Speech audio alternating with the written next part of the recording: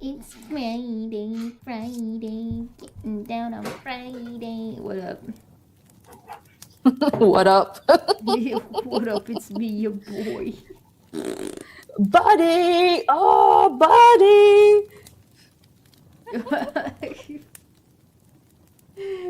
Motherfucker. Are we doing this? I think we're doing this real. Yes, we are doing this. Of course we are doing this. And why won't we do this? Because this is I told you. I didn't even have to didn't even have to take time off work for this, you know? So it's just like, this is wonderful. Are we just gonna move Dumbfuck Friday to Friday morning? Sure. Like, I personally You're okay with me being half sleepy. I would. Well, we're both gonna be half sleepy. Does that make the show better or worse? I think so. It will make it much better. Because we're gonna be out of it. Yeah, and we just like, take me out of here. Take me out of here. I don't want to be here. We could theoretically make Dumbfuck Friday happen in the AM. Yeah. Yeah. They keep trying to get out. They pull me back in. Yeah. Low energies on a 3-stream streak. Let's go. But at what cost? But at what cost? Yeah. That's too. I can enjoy the streams.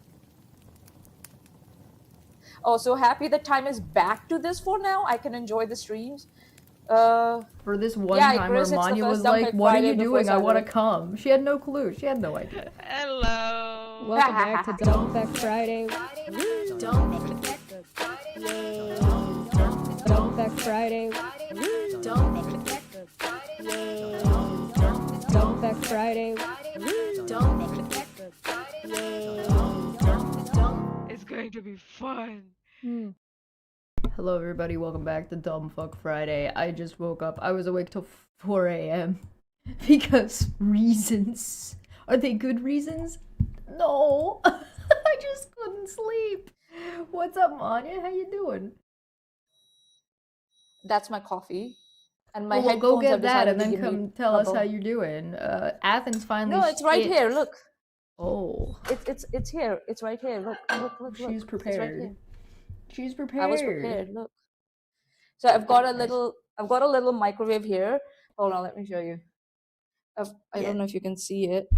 Insomnia is a good That's a little microwave, and yep. And you see that little fridge, little fridge thingy? Look, that has my oat milk in it.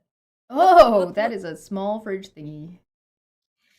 Look, it's got my oat milk crazy tiny. That's like a me-sized fridge. What the fuck? Yes, that's exactly for set. That's why I got it. I was just like, it'll be so easy to stuff Chechen and I just bring her along. Oh, you're just gonna put my body in the fridge, where I belong. I mean, to be fair, I am Canadian. If I were to come visit you in Australia, being kept in a fridge is probably the safest place for me. Yeah, so I don't melt. You will need an esky. Yes, yes, you'll need to be put on an esky. Athens says that this is heating it up in the microwave is wild. Are you kidding me? You know I'm from India, right? Everything has to be scalding hot for me. It needs to burn my throat, and I still won't care. No, they're yelling at you for you not using a kettle, not for the microwave.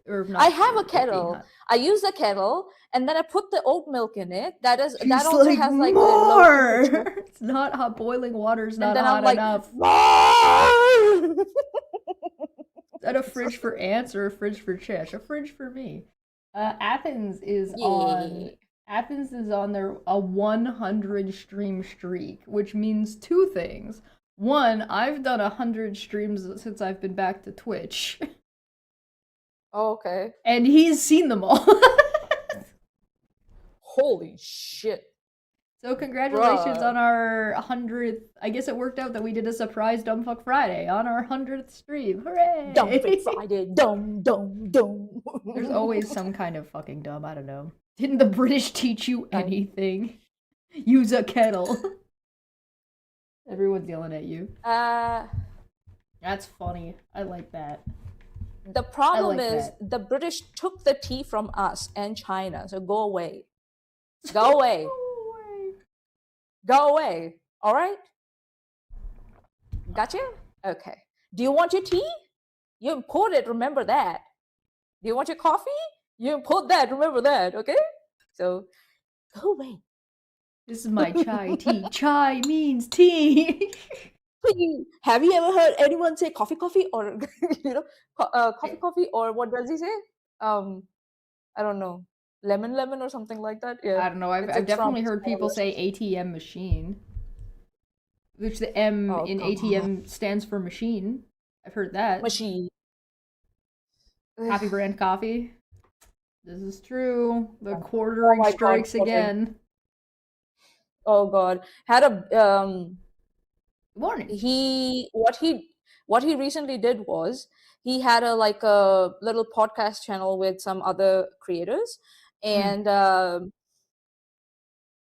he got mad at them because one of those creators did a critique video on him, and they were very okay about it. They were like, listen buddy, you need a break, like go and take a break, you're getting addicted to alcohol and stuff, and Literally and the then worst come back thing you because could I tell was also somebody. in that place. Yeah, he was like, I was also in that place and blah blah blah blah blah, you need help. And the guy was like, oh, so for 60K likes, he went to the DMs and said, for 60K likes, and obviously Quartering must be drunk. He was like, you sold your friend out of 10 years for 60K likes or something. And he's like, have you watched the thing? He's like, no, I'm not going to watch it, but I know you said you were, you took advantage of the blah blah blah blah. And then he went on and he deleted their podcast channel with all the videos that they had done together. Yeah, he did that.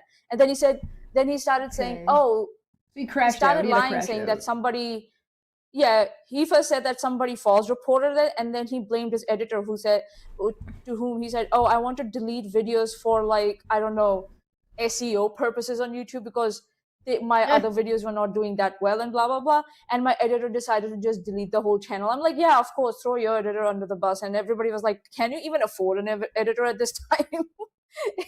And everybody's like, you go into DMs, you tell people what you're going to do, and that's exactly what happens. So you know what, people are going to say you did exactly what you said you were going to do. So why are you trying this now?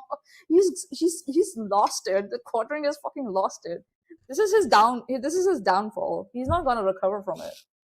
I mean, it's kind of where he belongs. He never really belonged he never earned a platform. He never belonged to any. He's always been a schmuck, I guess is the word. So he was a shrink. No. Anyway, you know what I mean. Anyways, yeah. The Quartering pissed in the corner of his basement. Sorry, yeah, go ahead.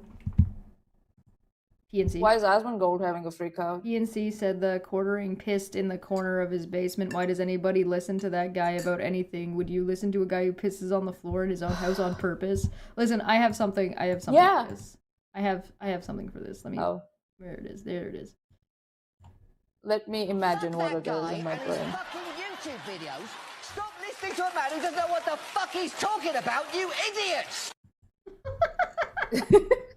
That's how I feel on YouTube most of the time. When I see a large creator, I find out they're a fucking idiot. They are idiots. I found out actually how he ended up pissing in the corner of his basement. So his wife apparently went out with her friends for a pizza without him. And he was mad, and he was playing video games, and he kept getting pissed. And he was like, I'm going to win this game. I want to piss, but I'm not going to get off my seat till I win this game. And then he keeps slurring and shouting because he has to pee, but then he can't finish the game. And then he just finishes the game and just runs the last minute. And because he couldn't reach the bathroom, he pees in the basement. Wow. That's why people watch him still. Because he's turned into this kind of train wreck lolcow level of fucking what kind of insane shit is he gonna do, and people will absolutely eat that shit up. Oh yeah. And the thing with stuff like this is that it's one of those things where it's the reason why people watch reality TV, right? But with reality TV, there's rules, and on YouTube, there's barely any rules when it comes to stuff like that. So people and then you start moving to and then you start moving to other platforms like Kick and Rumble. There are no rules at all. And then you see people abusing abusing humans on streams and getting arrested for like manslaughter and stuff. There was this like streamer, I don't know if it was Kick on Rumble, where his friends came to his house and they were streaming, and based on the audience's request, they were doing certain things to him all the time, which included choking us at one point, and then he passed away. He got so hurt, he passed away, and no one from that streaming platform intervened. Nobody said, okay, we need to shut the stream down because obviously they're doing this for attention and money. So if they can't stream, they will stop. No one did anything. And it's so sad. It's so sad. It's yeah. Well, speaking of train wrecks, there are things that need to be fixed on the internet with the way like mainstream social media is, and like I'm using the term loosely. I shouldn't say mainstream, I should say vanilla internet. So I distinguish levels of internet by like how accessible they are and how like the ease of access. So like if there's like a bar to entry. So YouTube used to have a bar to entry. It doesn't have a bar to entry anymore with things like StreamYards and some of the tools that YouTube put in the back end, which is, it's not the end of the world, fine. Twitch is slightly below I put Twitch slightly below YouTube just because of its nature. It's a little bit little bit harder. Not a lot, just a tiny little bit. Facebook, Twitter are both incredibly easily accessible, so I call that vanilla internet. So Twitch is still, I would still call vanilla internet, but like slightly lower. It's got like a little bit of chocolate swirl in it, you know what I mean? It's vanilla, but it's got like it's got sprinkles on top.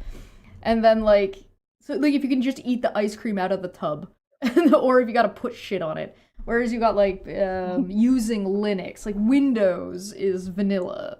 Using Linux is a little bit more difficult, it's a little bit more complicated, it's got a little bit higher of a bar. Right, the demographic matters a little bit, but like who the website is for matters somewhat, but it's not mostly the important part. Twitch being mostly geared toward gaming makes it a little bit of a harder bar to entry. Reddit used to have a little bit of a higher bar to entry, now it's a little bit lower. It's gone calm down, I don't know enough about Kick to know where I would place it and like how difficult it is to access. It seems relatively easy. Like you just go on and go, right? Like that's like if you can just go on the site and start streaming, and you could just go on the site and start participating, then it's low access. It's easily accessible. There is no bar to entry. The bar to entry is logging on. You know what I mean? So I would put it in the same category. And then you have like things like 4chan that used to have a higher bar to entry that's gotten lower. So there's lots of things on the internet that have gotten a lower bar to entry over time, right? So like if you put it in video game terms, it's like how easy is this game to pick up and play?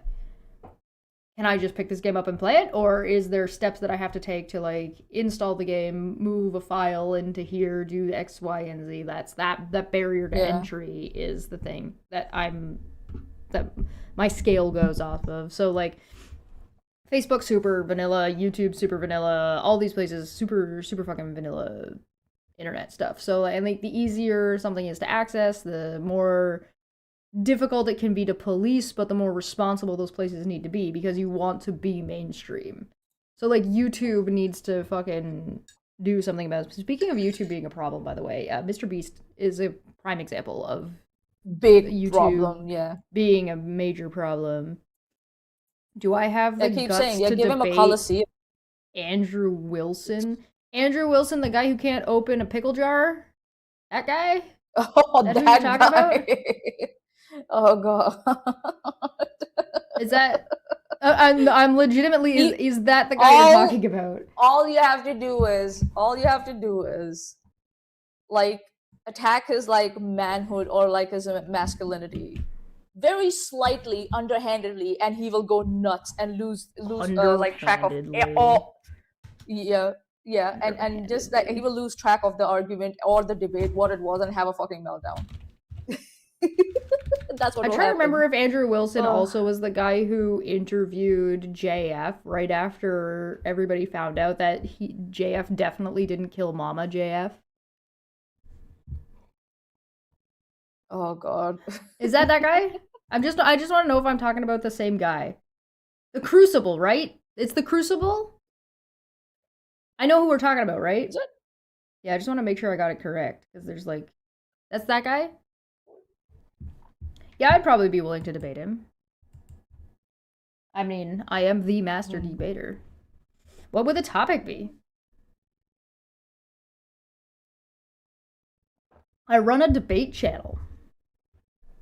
Yeah. I did watch Craig kick his wife's ass about women's rights. That was pretty funny. Oh god. Jester, are you okay? It's too early for this, man. What happened to Jester? Jester? Jester? Girls love that. Are you okay? Girls love that. Man. I don't I'm trying to I'd have to look Okay, a sure. little bit more at his content. We will debate. We'll debate your friend if that's what you want. Mania debating him would be Express. way more funny than I would. Yes, it will be funny. It will be funny. I'll run circles around him. You're gonna email him? Alright, tell him to look for Debate Hub. Oh, yeah, Debate Hub official. Isn't that what it is? Debate Hub official? At Debate Hub official, yeah. The Debate Hub Yeah. email is like I did it in Leet Speak, so it's like D3H4 something like that. Hold on, let me get the email for you. It's a little bit obnoxious. It's a little bit obnoxious.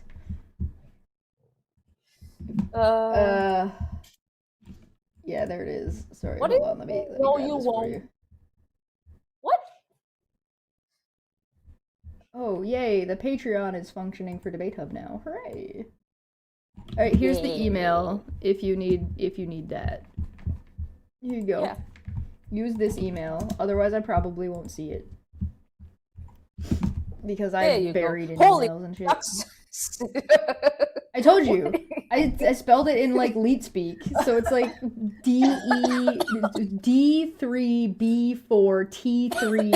D3B4T3HUB. So like the 3 is the E, Sorry. 4 is the A, right? Oh my god. It's like it's not like advanced Leet Speak. It's just like low tier Leet Speak. Just Yeah, I want to know just what the said debate yes. would be. Yeah, that would be a good idea to set a debate topic first. Every time I see somebody rapidly standing someone else's debate skills, it's just some Charlie Kirk type who thinks that being the And also then if it's What? going to be really a debate, it has to Speaking be of on others, a yeah. neutral platform. I think so Debate Hub will be a good neutral platform. I'd probably go on Andrew Wilson's show. I've seen clips from it. It's pretty funny. Yeah, sure. He Sure, always we could do that too. he always cuts people off in really wacky ways when he clips their shit out. It's pretty funny. So yeah, we'll make sure we are recording it on our end also. So if he does try to clip Oh, shit sure, later, he doesn't yeah. do it out of context. Yeah. Environment, environment, depression, left-wing depression. politics. What's their debate about? Depression is a How's that a debate? depression is a very None of these are Yeah, that's a debate very broad- question. What's the question? like what specifically about environment? Are you saying climate change? Depression is a very broad topic. I don't think so. Your guy or us, either one of us are qualified or experienced to talk about depression. We are not. I don't think I would. Yeah, I psychiatrists or don't think I would psychologists. debate. I don't think I would be willing to debate Left-wing- depression. Left-wing politics is really Yeah. open-ended. So if you give me like a specific, Yeah. because you might accidentally pick left-wing politics and pick something I don't agree with. So like, Yeah. So you- you know what I mean? Specific, like, are there Lots of things. specific Okay. policies that you want to talk about? Well, yeah, That- don't that would worry. be- and I Let him go back Let- and forth with them and come back to us, and we can figure out what the debate Yeah, question will be. sure, Like, sure, I have a sure, sure. debate coming up. Yeah, no, at least yeah. Let me pull it up. It's there's a couple over on Debate Hub that are lined up. Climate change. So, like, is climate change real? Is it like one of those types? Oh dear. Let me pull it up. So on Debate Hub, we've got a couple of debates coming up. Tonight is a volcano show, obviously, but we've got a debate of is Flat Earth a cult with FTFE and Chris Shelton. Yeah, we can talk about climate change. That's fine. If like whether climate change is a hoax or is it actually happening, and all that, the science behind it, everything, how it affects economies, how it affects third world countries, and how it affects first world countries. What current policies around climate change, how they affect third world countries, first world countries, and yeah, we can talk about that. That's Depression was that's my area. manufactured by birds. Brennan Lee Mulligan, probably. Or oh my god. That's wonderful. I love that. I also have another debate coming up with FTFE as well. He's debating about who would win in a fight, Superman or the Hulk. Interesting. I think I have two. I have a contextual answer. I think it depends. Well, yeah, if there's red sun and kryptonite. Is this a fight to the death, and two, does Superman get access to things like the Phantom Zone? Because if Superman gets access to the things of the Phantom Zone, Superman would last long enough that he would realize that he's not going to win a war of attrition with the Hulk, because you literally can't win a war of attrition with the Hulk, and he'd throw him into a space where he can't do anything, and that would be how he would win. But if it's a fight to the death, then it's a fight of attrition, and the Hulk wins because he's the Hulk. You can't stop the Hulk. Also, that's my answer. I'm not the debater. Is it going to be a fair? Is it a balanced fight, or is it like a dirty fighting? Like bring out all stops, don't care. Then you would introduce infrared radiation and kryptonite, and yeah. Superman is done after that. So well, theoretically, those things would exist, but is the Hulk going to be smart enough to know about those things or utilize them? I'm pretty sure the setting is neither of them are aware of each other ahead of time. And the other thing too is throwing the Hulk into space doesn't kill the Hulk. Throwing the Hulk into the sun doesn't kill the Hulk either. Throwing Superman into the sun doesn't kill Superman. Too. So what do you want to do? That's what I'm saying. Is it going? If it's going to be a balanced fight, then and even playing field, then yeah, we could talk about it. But I guess we should leave it for the debate. Yeah, they can. Yeah, let them figure it. That's just my take. I mean, you're welcome to debate it. I will put as we get closer to the debate time. I'll pose the question so you guys can have debates and discussions on the community posts. I'm looking forward. Nice. I'm looking forward to next Tuesday's debate. I'm really looking forward to the one with between Chris Shelton and FTFE, because I think it's gonna be really interesting. First off, neither of them have interacted with each other, so this is gonna be their first time meeting. Two, they're both very convinced of their positions.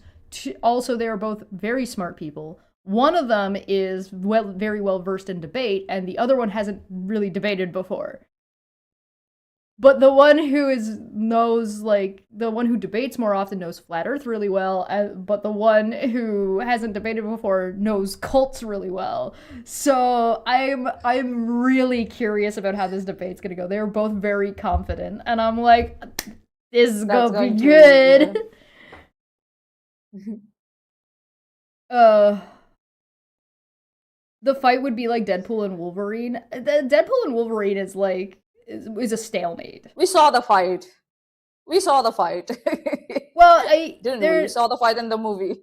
Well, there is that, but also again, yeah, they would just fight to a stalemate. There's no you can quote the only Wolverine is less less as bad as the Hulk. The Hulk is more of a creature of unstoppable force. That's his whole theme, is that the Hulk is an unstoppable force. The more you agitate him or hit him, he just comes back.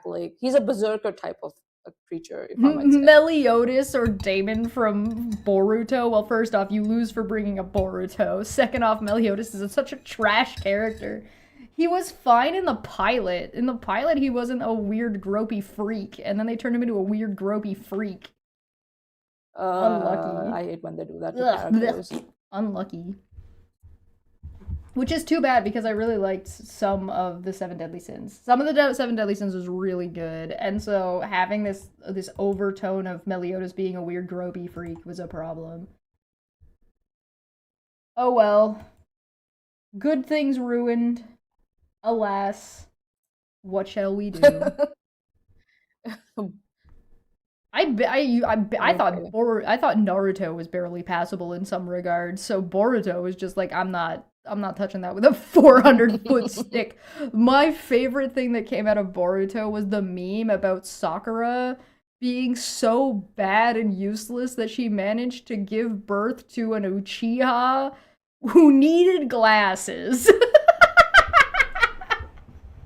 For anybody who doesn't get that joke, the Uchiha have super awesome, powerful eye abilities.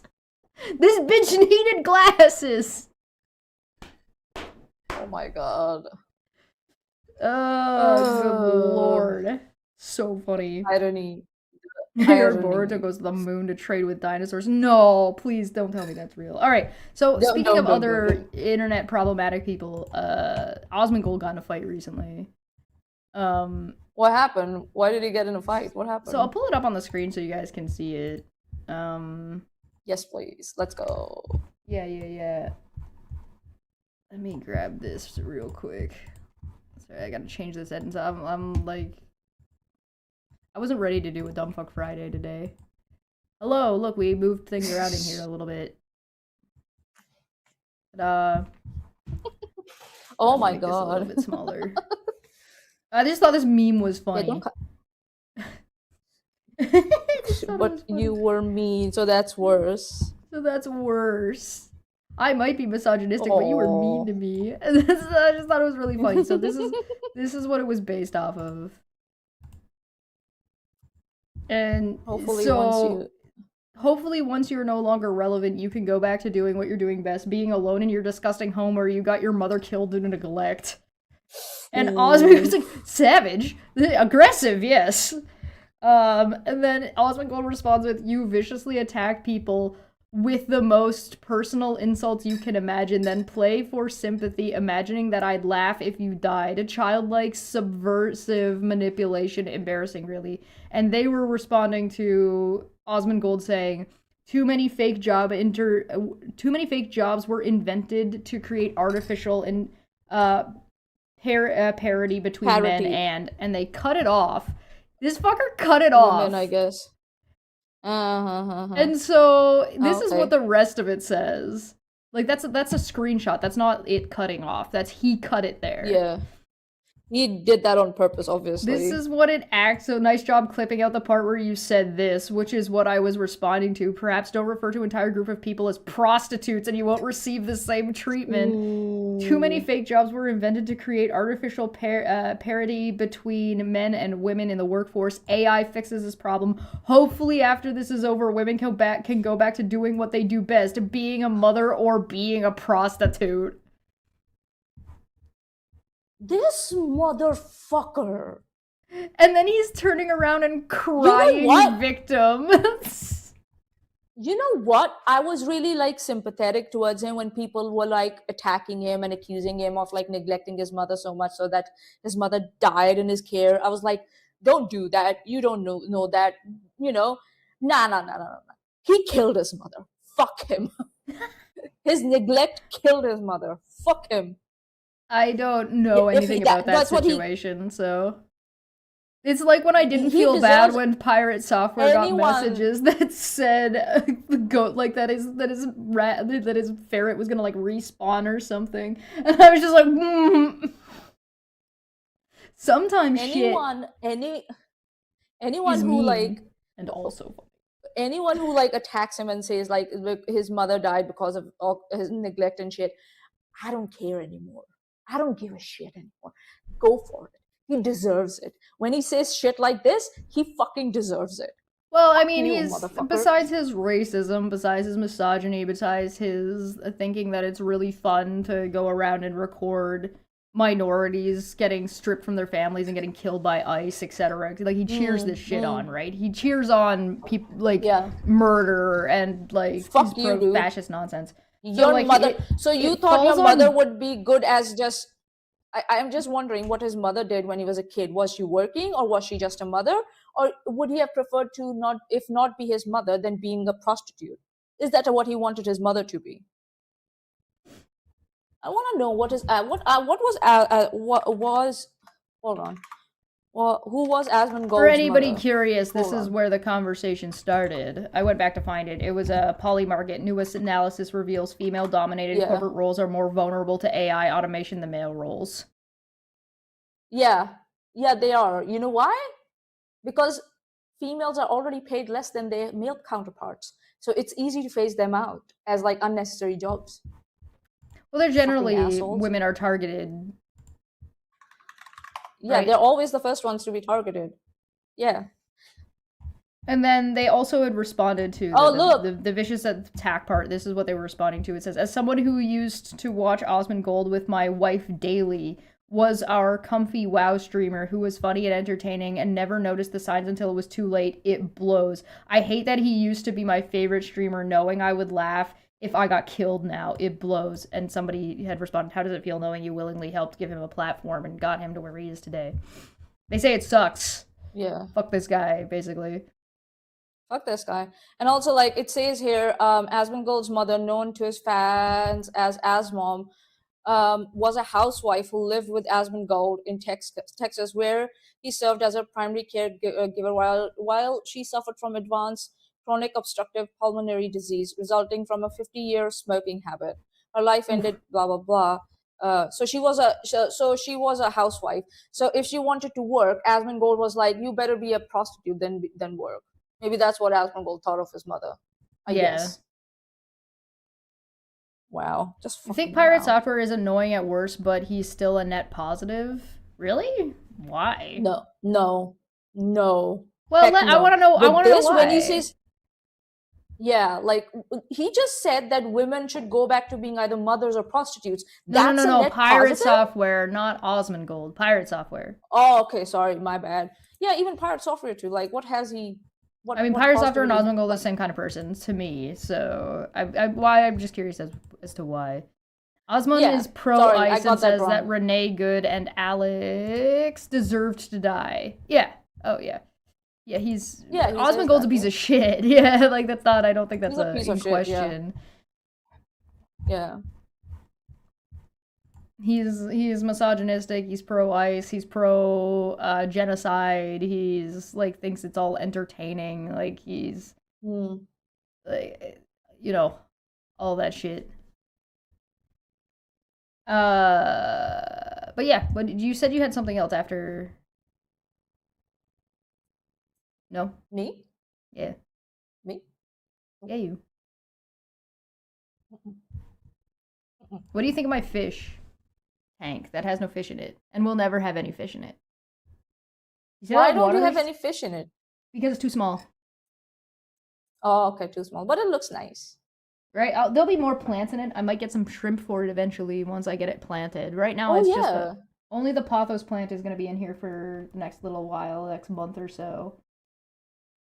Yeah, that looks really nice. Yeah. I thought so. I was pretty happy with it. You can see that the water's starting to clear up, and one of the reasons the water's starting to clear up is because this plant is in here now. Ah. The plant's gonna like flush the water out. It's a pretty big plant, so hopefully like it survives okay. And like I'm gonna have to, if I want to put more plants in it because it's so small, I'm gonna have to put something like shrimp in it or snails in it. Specifically so that there's like enough stuff in the plant, like in the tank, to feed the plants. Yeah. I did see that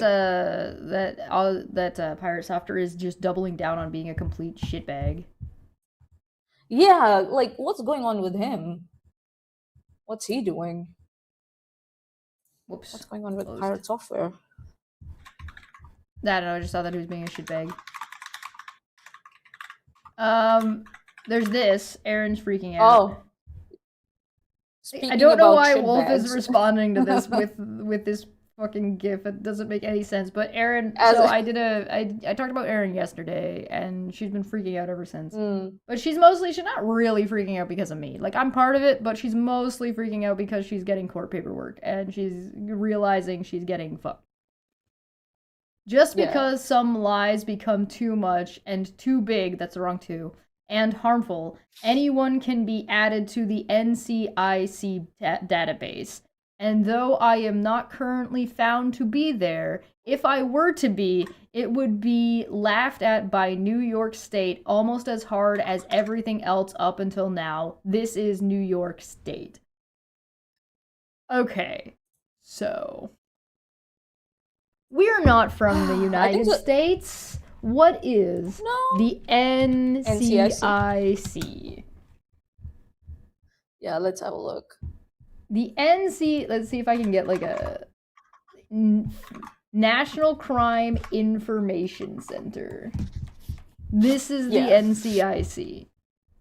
NCIC is a computerized index of criminal justice information, i.e. criminal record history information, fugitives, stolen properties, missing persons. It is available to federal, state, and local law enforcement and other criminal justice agencies and is operational 24 hours a day, 365 days a year.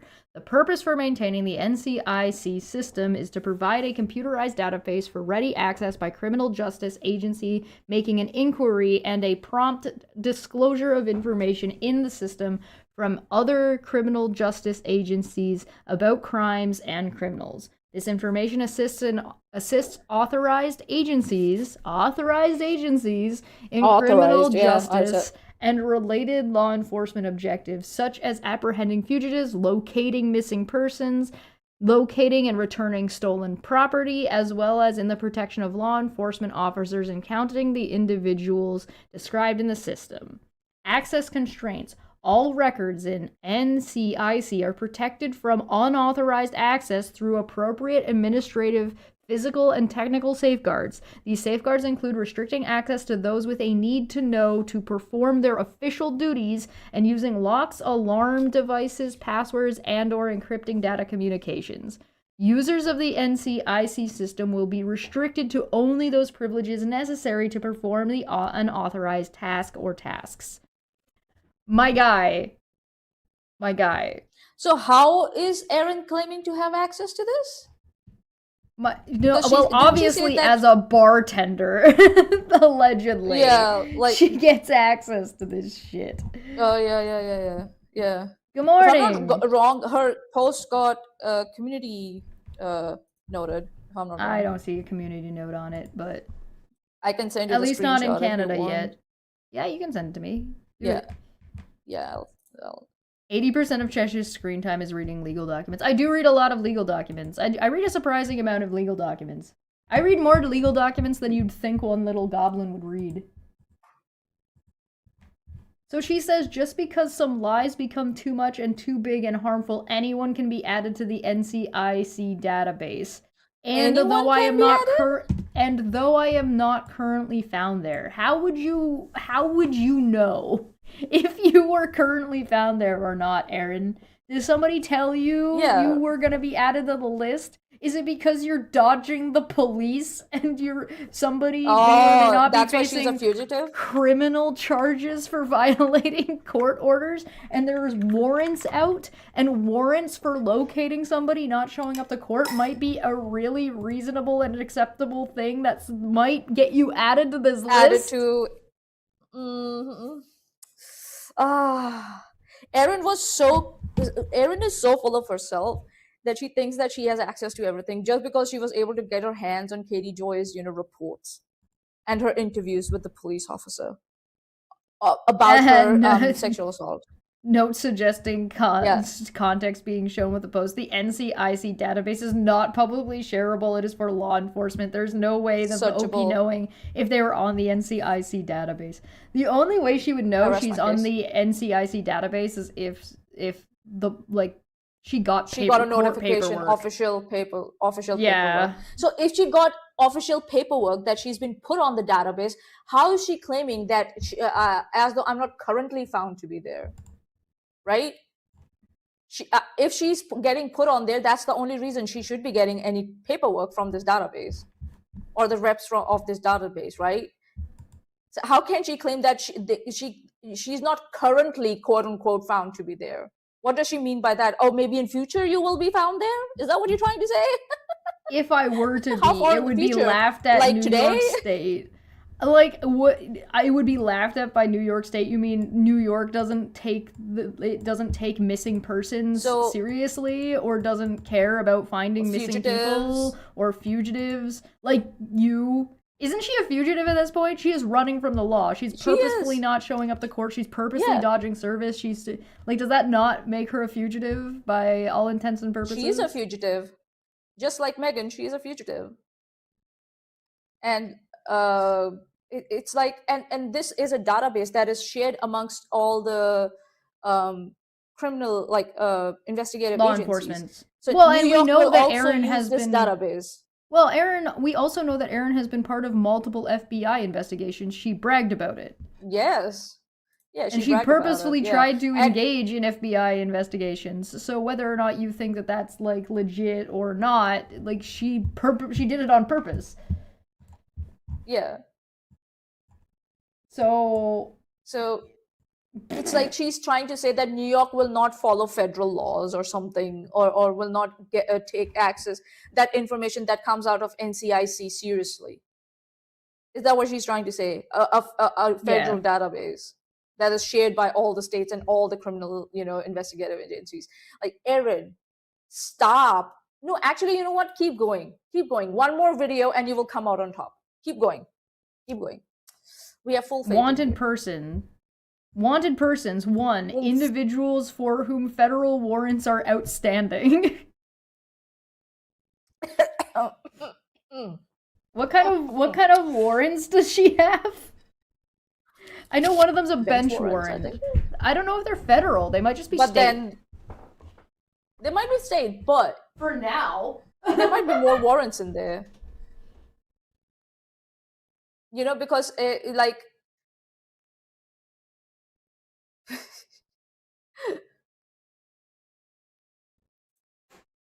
if we look further,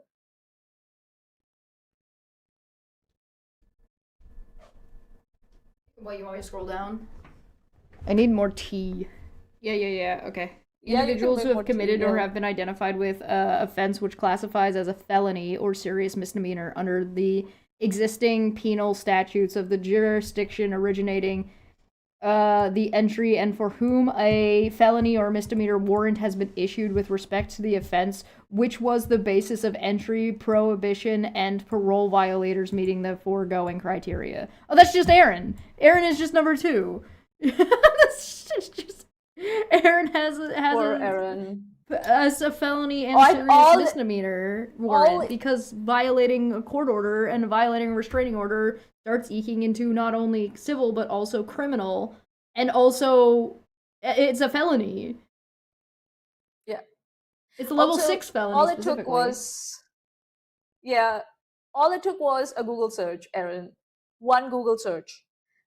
Before you made that tweet, you could have done one Google search and realized that whatever you're going to hit post on is shit.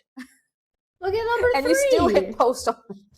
A temporary, temporary felony felony want may be entered when a law Yes. enforcement agency has the need to take prompt action to establish a want entry for the apprehension of a person who has committed or the officer has reasonable grounds to believe has committed a felony who may seek refuge by fleeing across judicial boundaries. You mean being like, oh, I'm in New York, therefore Kansas can't touch me? Like that kind of thing? Yeah, something like that. Something like that? Yeah.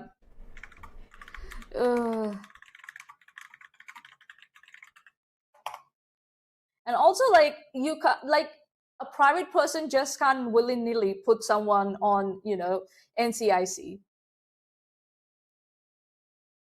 Even for a wanted, like, person file entry,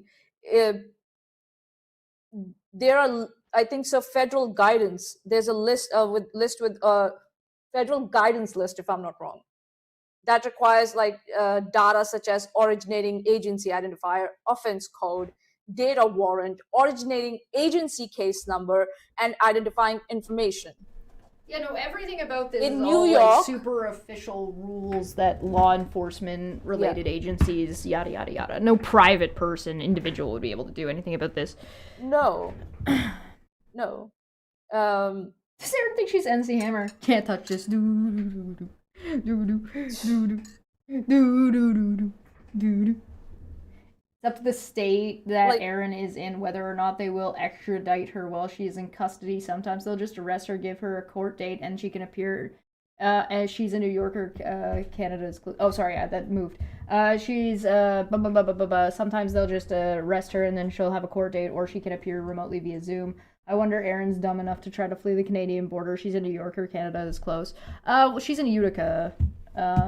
So Yeah. hold on. Let's Also- go to Google Maps. There are Go ahead. provisions in New York against false reporting. You can't just willy-nilly falsely report someone to NCIC.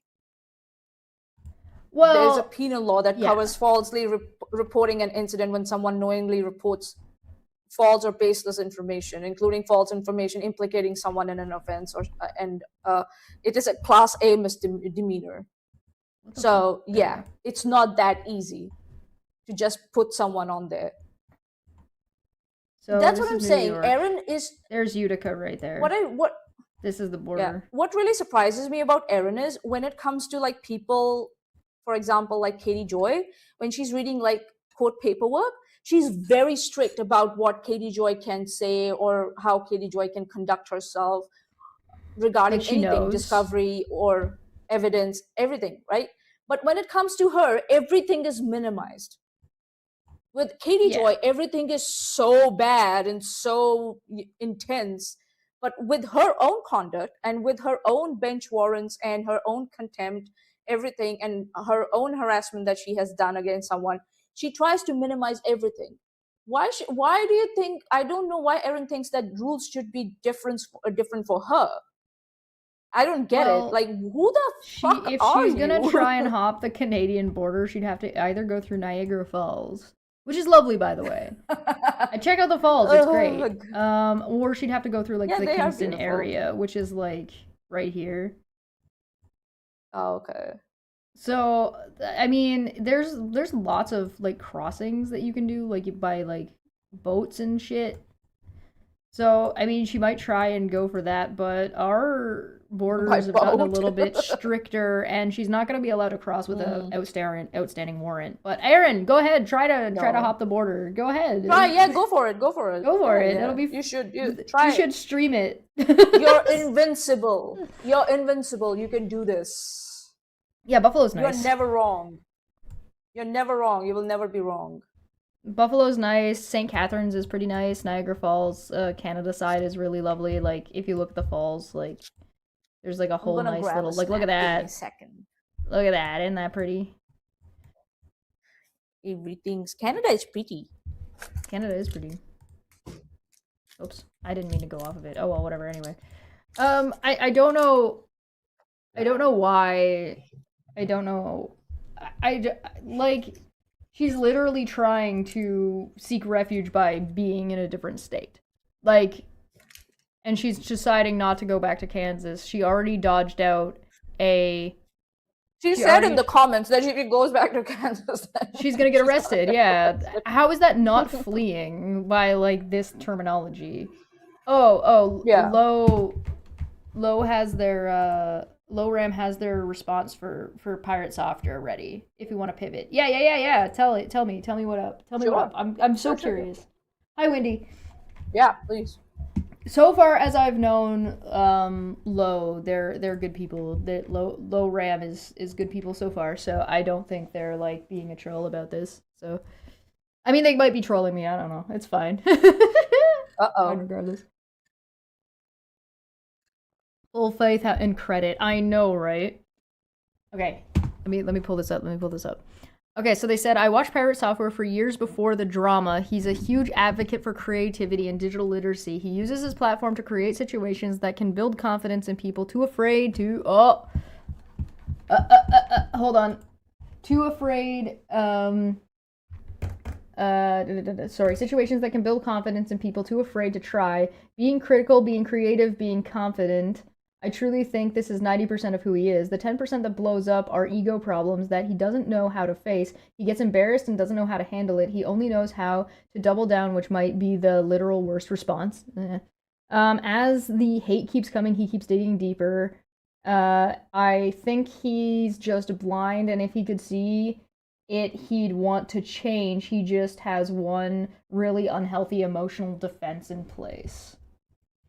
What do you think, Manya?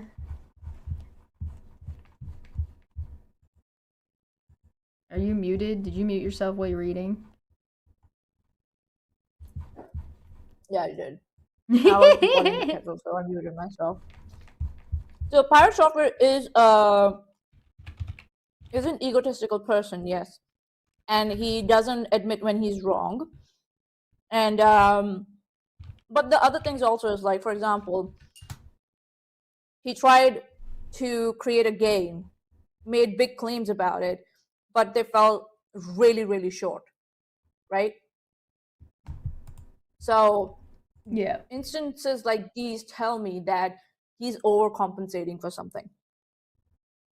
He keeps talking about, oh, I worked at Blizzard, I worked at Blizzard, I worked at Blizzard.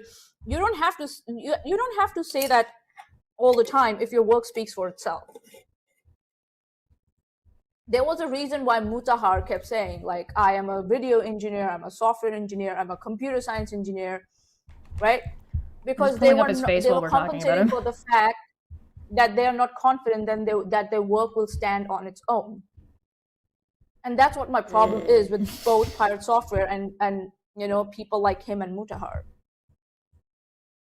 So yeah, that's how I see it. I'm not going to blame you if you think there's something that is redeemable with Pirate Software. Maybe there is, you know, if they take a step back, take a deep breath and say, listen, I fucked up bad. It's the glasses. I'm sorry. It's the glasses. Oh, okay. It's the glasses. So yeah, that's how I think about it. Because I guess because I come from like I'll use the woman card again. I'm a woman. Yeah. I come from STEM background, right? I did bachelor's in engineering and master's in engineering. Thank you. Girls especially, when they're in college in these courses, they're undermined so much. And then we come out on top, and then we get these like people like Pirate Software and Mutahar who come in and just start claiming they know shit with no work to show for it. That pisses me off. Shouldn't it piss you off? I think so, it should. I have a different take that's a little bit more pragmatic. Thinking that somebody is redeemable is great and all, but isn't a good analyst or a good starting point for who they are right now. I think most people are redeemable. Most people can fix their. But keep in mind that what we're seeing of Pirate Software is his public image, his catered public image. So you have to understand that whatever he's doing online and he thinks is acceptable as online is likely worse in real life. So that being the case, I do think that he has said things that are generally positive, right? Where he's like, oh, if you want to code, just start coding.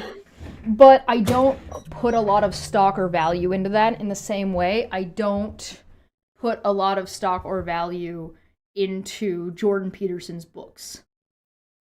Specifically because, congratulations, Jordan Peterson said some bare bones basic bullshit that doesn't actually mean anything. It is barely skimming surface level. And I think when he did that, he was riding the YouTube short algorithm on purpose to represent himself one way when he actually behaves in another. So how insidious that is, and manipulative that is, and intentional that is, you could waffle about all day long, like maybe it is more, maybe it isn't, yada yada yada yada. And I'm not interested in that. If we're gonna talk about what he contributes to the online space, I'm gonna say he's equally as harmful as somebody like Osmongold, as somebody like Mr. Beast. It's the same shit. It's the same problem. It's riding on fake good faith and fake I'm a white man, look at me, and then just fucking shit on everybody all the time because that's what he's actually doing. It's a like the good shit that he's done is more of a smoke screen than anything else. Right? It doesn't actually provide anything because guess what? Providing actual education and providing actual like mental health positive things is a lot more difficult than just saying, oh yeah, no, you can do it. You want to do art, just try art. Just do art. Just pick up a pen and do it. If you want a positive example of that, PewDiePie. PewDiePie did it. He's complaining about AI art and saying people should just learn how to do art. And so he fucking did it and learned art.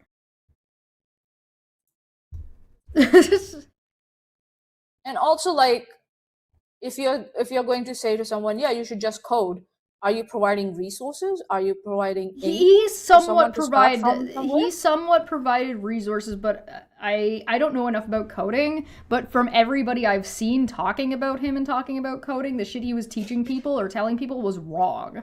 So like that's not good. Yeah, that's what now I'm maybe saying. that Okay.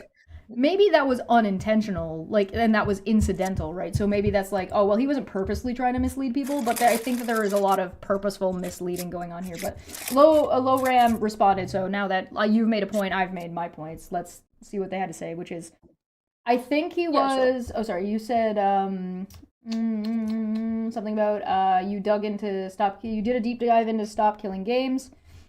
I think you mean Pirate Software, was embarrassed by Ross being the spokesperson for the movement and not being clear on the desired inputs and outputs. Pirate Software did misrepresent his points, but I don't think they were well defined to begin with. I disagree with that.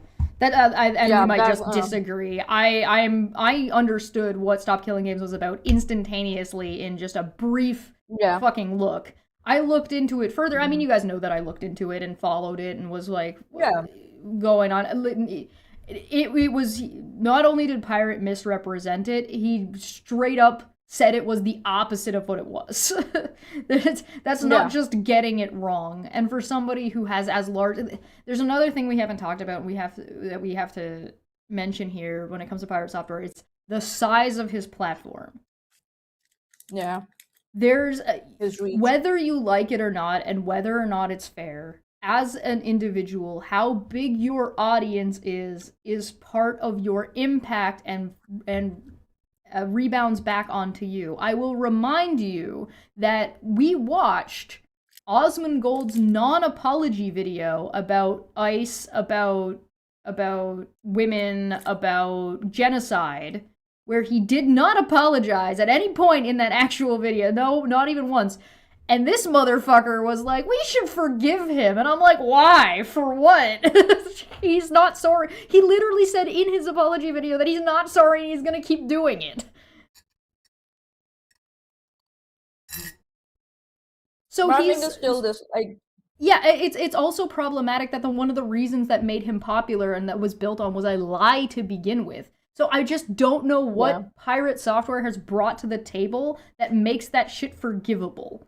You know what I like because there are things where you can be like, yeah, you know, they did this, they kicked this puppy, but you know, they saved 200 starving children from a fire. You know what I mean? But I mean, you can do both. People are multifaceted, but like I don't see the benefit that Pirate Software has actually provided. It's the Jimmy Snow quandrum, right? Where a lot of people were very upset that people found out that Jimmy Snow was an asshole. Surprise. And they were like, oh, but I learned so much from Jimmy Snow. And I'm like, you didn't learn anything from Jimmy Snow that you couldn't learn fucking anywhere, like from a self-help book. If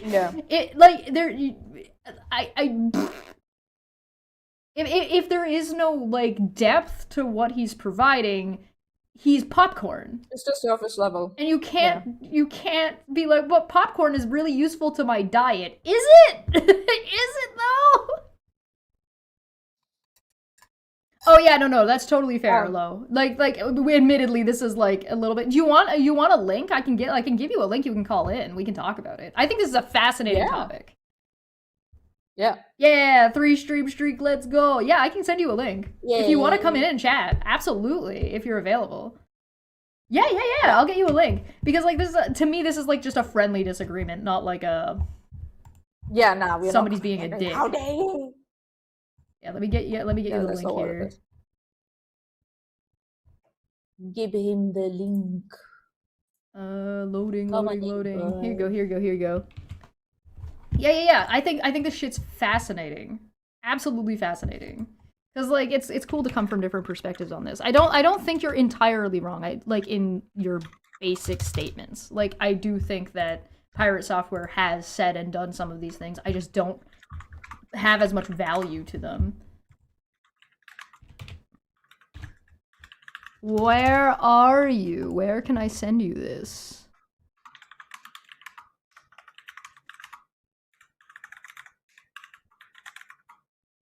Are we not friends on Discord? I need to send them the link. Where can I send you the link? Can I send you a link on Twitch? Twitch has messaging, right? Twitch has whispers. How do I? There we go. Got it. Here you go. Here's a link. I whispered it to you. Whispered. Shh. Here's the link. Shh.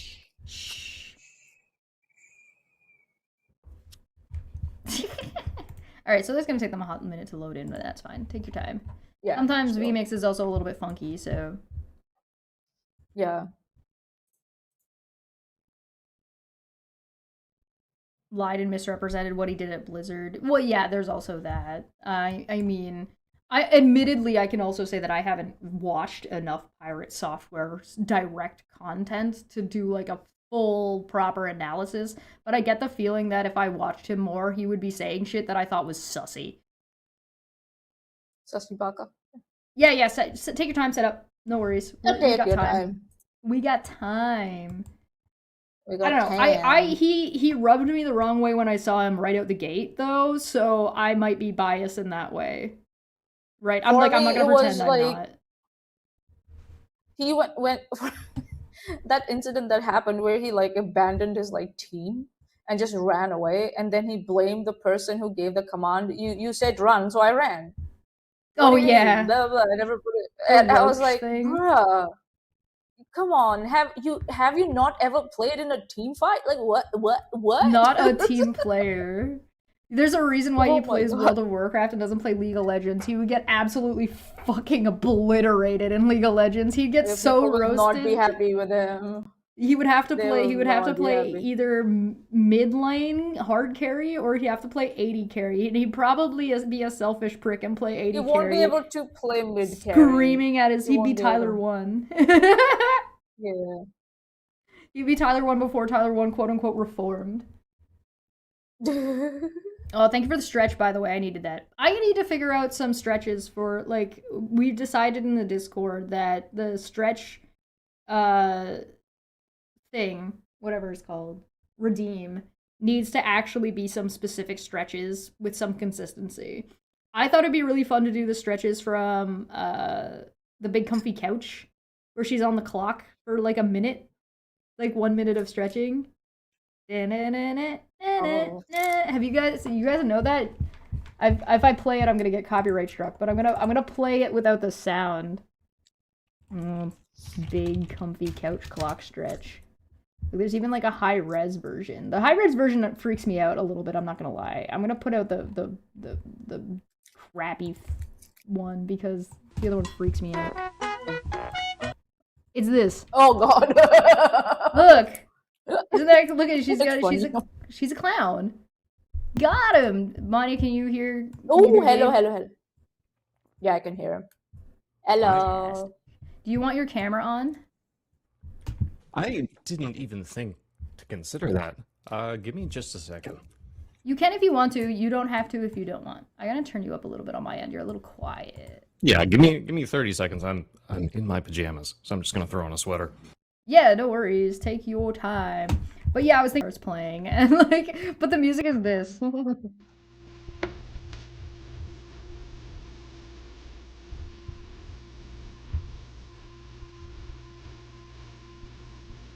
Oh my god. I just gotta fucking run and go do this. That would be fun. And like, it's a pretty solid stretch. Listen, I'm not doing it right now. We're making a decision. Don't do this to me.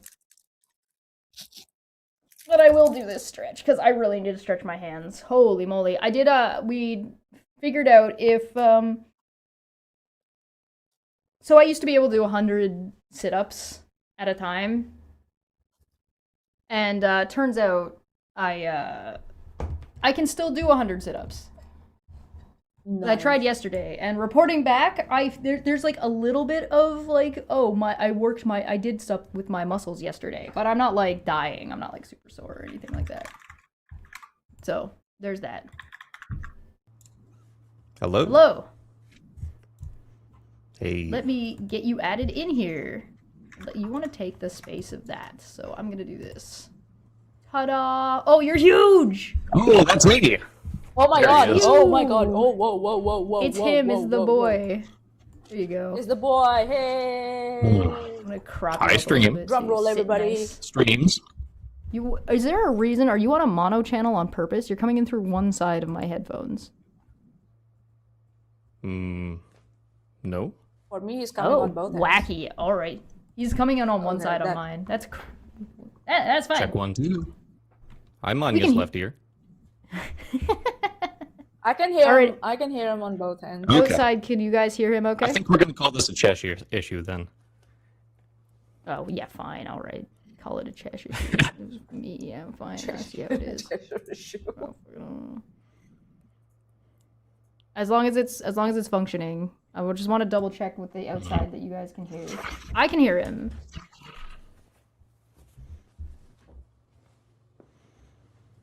I don't need to do that. Don't need to do that. Don't need to do that. Don't need to do that. That's fine. My audio's Alright. a bit choppy. Yeah, that's Yeah, just it is. Discord connection stuff. Yeah, okay. Or not Discord, sorry. That's VMix. All right.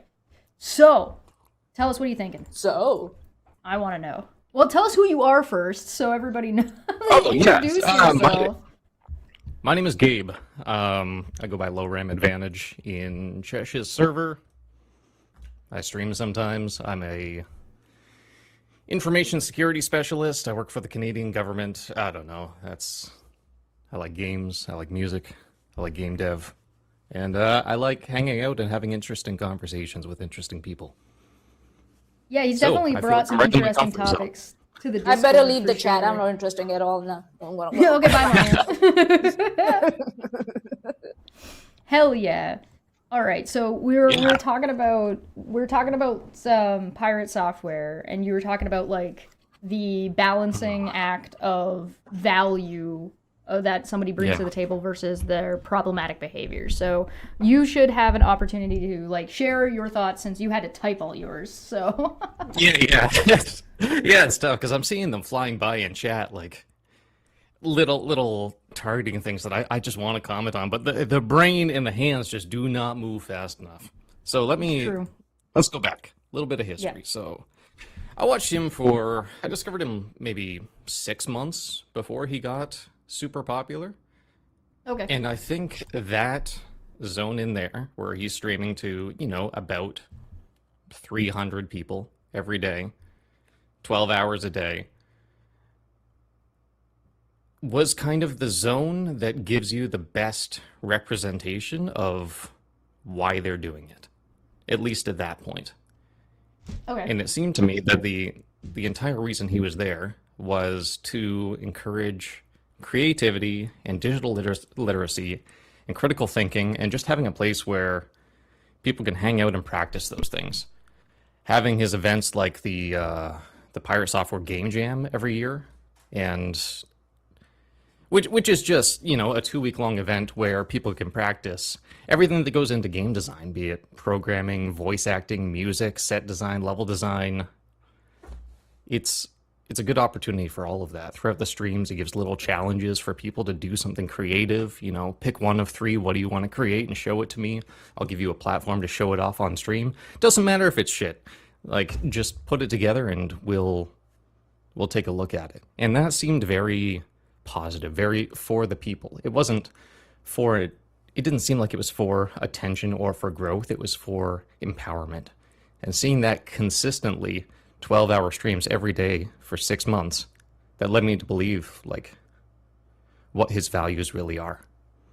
As he got more popular, he really took off, like up to 10,000 plus viewers for months at a time. His YouTube Shorts went crazy. And I think a lot of people got to see that same thing. There was like a window where, let's say for 6 months, people thought really highly of him. So, okay. So And then- I guess Well, let him. Oh yeah, interject. Okay. And then I'm just a little nervous. It's been a while since I've done something like this. I got a lot to say, getting it all in place. So we'll level Chesh is up. like, you talk all the time. Shut up. Shut up. So, some drama went down. I think the big thing was like that World of Warcraft God, I got a manager cramp in thing my where he got the where he got the Goodbye. roach title. It's almost like the roach title. Yeah. I think he was embarrassed. He froze. He didn't know what to do. He thought the safest thing from his Corpa background was, I'm going to follow instructions so that I don't have to be accountable for this. So that I have an out. I can say I was just listening to the shot caller because he didn't know what else to do. And just, that's when the ego stuff really started to surface. He was being attacked, didn't know how to handle that. And it just, like, his defense was doubling now, which is awful, which is a bad thing to show the world and encourage. I think you are. I think you're right at one. Like, listening to you gives me I didn't know Pirate Software like this far back. You know him. Yeah. So it tells me that he was a really humble dude who was there genuinely for the community at a point, and he really, really loved, showing off his community. He's like, look, what we came together, and this is what we did together. And then something happened where, like you said, he reacted, and then maybe he didn't know how to step back, or he just like took over this persona of like, oh yeah, I'm a badass person who doubled down on things and who never backs up. Maybe that's what happened. He took on that persona, and that person that you saw is still somewhere there, but he thinks he's too far gone into this, bravado thing, that he thinks he cannot back out now, or he thinks his audience might not appreciate if he shows vulnerability, if I might use it. I think that's it. I think he sees himself as a bastion of, I guess, confidence and accessibility. Like if people are trying new things because he is someone who says you can do it. And if his confidence wavers, you can't, I guess he thinks those people don't believe in themselves anymore. That's my best guess. That's some crazy egomaniac nonsense, in my opinion, if that's his thought process. Yeah. If his thought process is, oh, everyone else's ego is tied to my ego, that's fucked up. Or confidence. Yeah. That's not okay. That's what I read from him. And I think you're right. I think that is messed up. But I think that's how he thinks. Yeah. Yeah. My thing with him is that he does especially with like the Save the Games, that whole campaign. He's like, by the looks of it, when you were watching him, he was really detail oriented, and he was into things, and he would go and look for things and try and understand things, to see how they work. But then at some point it started happening that he started oversimplifying complex issues. For some reason, he just went into that direction where he started oversimplifying things. So, and that I don't understand. Like, what happened there for him to like go in that direction? Because his community is behind him. They love him for that, right? But then he started doing this oversimplification of everything. And I think so that's what, along with his like this never backing down attitude, made things worse for him. Not a good combination at all. And he has to be, I don't know why, he sat down with someone, I think so, they were a psychologist, psychiatrist, I don't know, a counselor. Oh, don't get me and- started. Yeah, and that person told him that I don't know why that you don't, think about how it will appear, like how others might think about you. Why don't you think of it that way? And he said, I don't care. I'm like, but dude, but listening to you, he used to care, but then he lost it somewhere for some reason. In a very unique way, he just lost it. It switched it off for some reason. So I'm just wondering what happened here. So Well, I think it's a lot of because of this ego stuff. He sees himself as a spokesperson for his community, and the community that he's built are people who have creative impulses but are too scared to try. So a big thing that he pushes for is, even if it's not perfect, try anyways, put it out in the world and iterate on it and grow. And if I'm assuming he has done too much of that it is bled into areas where you shouldn't be doing that, such as his response to Ross. That was, I assume he just figured, yep, this is good enough for me to put out. But it was a big deal issue, and it's also criticism of someone else. And I think if you're going to criticize someone else, 70% good enough isn't good enough, right? And I think he just fell into the trap of not making sure it was adequate. And then, that other issue that he faces of not being able to, just take the L or reflect. It got him to double down, and it got worse. yeah, like the thing about okay, yeah, you should put out whatever you worked at in the world, right? That's a thing of courage, right? Because people, why they don't put things out in the world, they think it's flawed, but more because they think that they will get rejected because it's flawed, right? That's the whole thing is, or else people would put out whatever they make in the world. But it's I think so there's that fear of rejection also. That's why they don't like to put out their creations. So he knows that, right? That's part of the fear that people deal with, and him encouraging them to do that is because there's this fear of rejection. So I don't know why he didn't deal with his own fear of rejection. If he does something that his community might say, why did you do that? And have that, he has this persona of I don't give a fuck. And why not say that to his community? I don't give a shit. I messed up. So what? I messed up. Fine, I'll back off. It's okay to mess up. Yeah. So that's what the thing is, right? It's very unidirectional for some reason, right? I think there's some not exactly a paradox or irony, but a lot of the time when you are chasing something to those extremes, it's because you're not good at it and you want to become good at it. You think it's important, so you want to chase it. And I think he's not good at that. He's building a culture of trying to become good at it. And he's just not I'd there. be willing to give you that if he tried. He might and you're right, he might not, and he might be trying, and our He expectations tried with a video game. for what a normal person is might just be higher than he's capable of. I mean, but that you're setting the bar really low. Then, I don't mean this whole thing started because I think what he has added to this world is there is more of that than what he's taken away. He's doing more of a benefit than a thing. But here's the other thing though. If what you think he thinks about how his ego is tied, how his ego is tied to his community's ego or the community of the people, and he's actually legitimately concerned about them, right? Mm-hmm. Then he would have to demonstrate through his behavior that that's actually a concern instead of telling everybody to go fuck themselves all the time. Which is what he does. And so when I say that he's not trying, that's what I mean. I don't mean that he's not putting an effort in to put something out to do something. I mean that he's not, what he's trying to do or what he is doing is not conducive. But even if that were the case, if he believes this or if he's in this mindset, then there has to be this other there has to be this other thing in between point A and point B, because everything he's doing is so reactionary.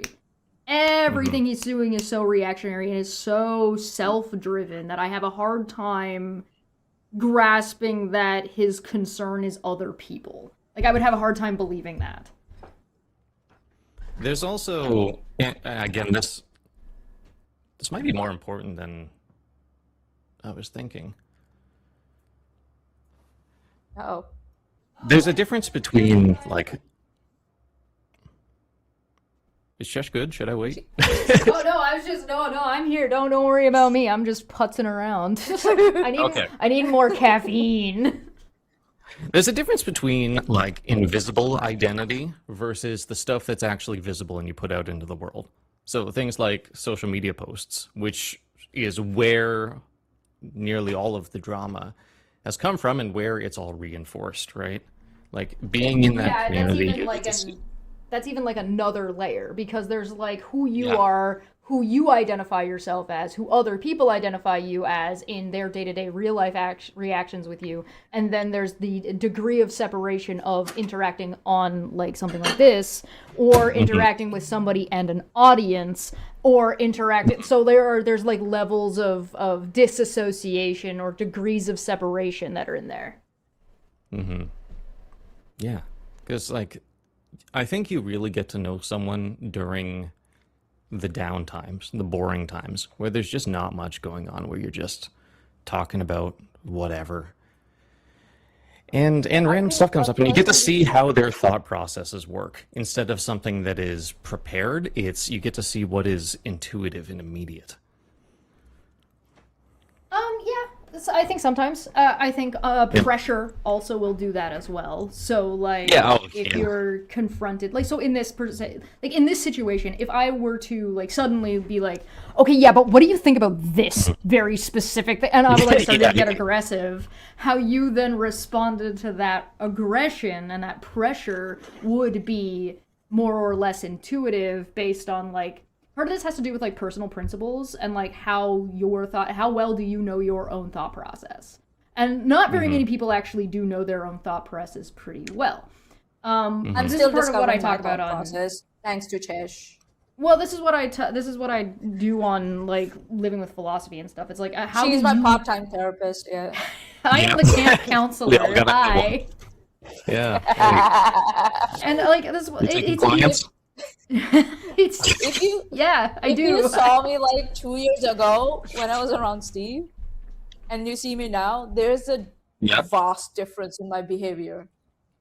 I bet there's a vast difference. So I'm more aware about how I look like when I behave or what I present on social media. So yeah, Chesh knows that, and she's a big part in that to help me realize that I don't think so. Everybody needs a Chesh. Pirate software also needs a Chesh. Yes, and we all have crazy blind spots. Once you get a Chesh, you listen to that Chesh. Yeah. All right, needs a pocket goblin. It doesn't have to be me. Goblin. You just need a pocket. See, here's the thing, right? One of the issues is he's mine, so she's already taken. So there's a lot of good people in the world, right? There's a lot of good people in the world, and good people are great. I love good people. Every good person needs a shithead. Yep. Every good person needs a fucking little bastard nearby, because if you don't have a little bastard nearby, you're gonna get taken advantage by other fucking assholes. So you need, now you don't, it doesn't need a 1-to-1. You can have like 7 or 8 to 10 good people to one little shit. So the good people can always outnumber the little shits. But if you're a genuinely good person, and you are like always looking for the best in people, you're like emotionally present, you're like, you invest in things and to people a lot, and your radar for somebody being full of shit is totally non-existent because you're too busy focusing on like, oh, but they could be this. And it's like, I don't care what they could be. They are currently this. You need that asshole. You need that little shit. Everybody gotta have a little shit. I should add that to my Patreon awards. Like, listen, pay me $75 a month and you can have a free 2 hours. Free. You can have a 2-hour session with me that you can schedule. I'll solve all your problems. You and tell you how you're being abused. Yeah. Oh yeah, no, I'm all about that shit. Like, I cannot. No, people tell me about their fucking shit, and I'm just like, Why? Yeah. This is How my do you whole live life. with this for so long? Tell this person no. Step away. No. Yeah. Well, and that's the thing with it's easy for us to sit around and talk about Pirate Software because we're all on the outside, right? We're just looking Yeah. in and we're only ever seeing what he decides to put out. And some of that stuff is reactive and impulsive. And some of that stuff is like planned and like it's not necessarily scripted, but it's like there's a lot of forethought that goes into it. Or it's like quote unquote maybe part of a bit or part of a character or blah blah blah blah blah. And identifying those things is not always as easy as it might seem sometimes. But if we use him as sort of like a jumping off point to talk about like more useful things, because like psychoanalyzing him is not gonna get anybody anywhere for the most part, but deciding on whether or not how much bad, quote unquote, can somebody do before you sort of devalue the good things that they've done. And the answer should be 0.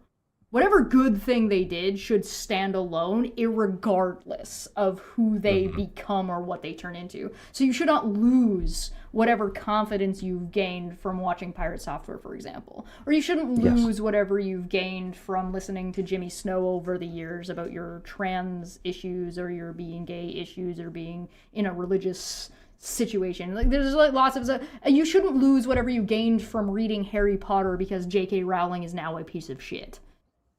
Because whatever you took from their product is yours. It belongs to you. It has nothing to do with them. You did that on your own. That's yours. It belongs to you. Right. And so like this Pirate Software is good, or it's not quite separating the art from the artist. That's about analysis. This isn't about, I'm not talking about analysis and comparative essays or descriptors. I am talking about if I make something, however you interpret it or whatever you gain from it belongs to you and has nothing to do with me. It's closer to the death of the artist than it is to separation.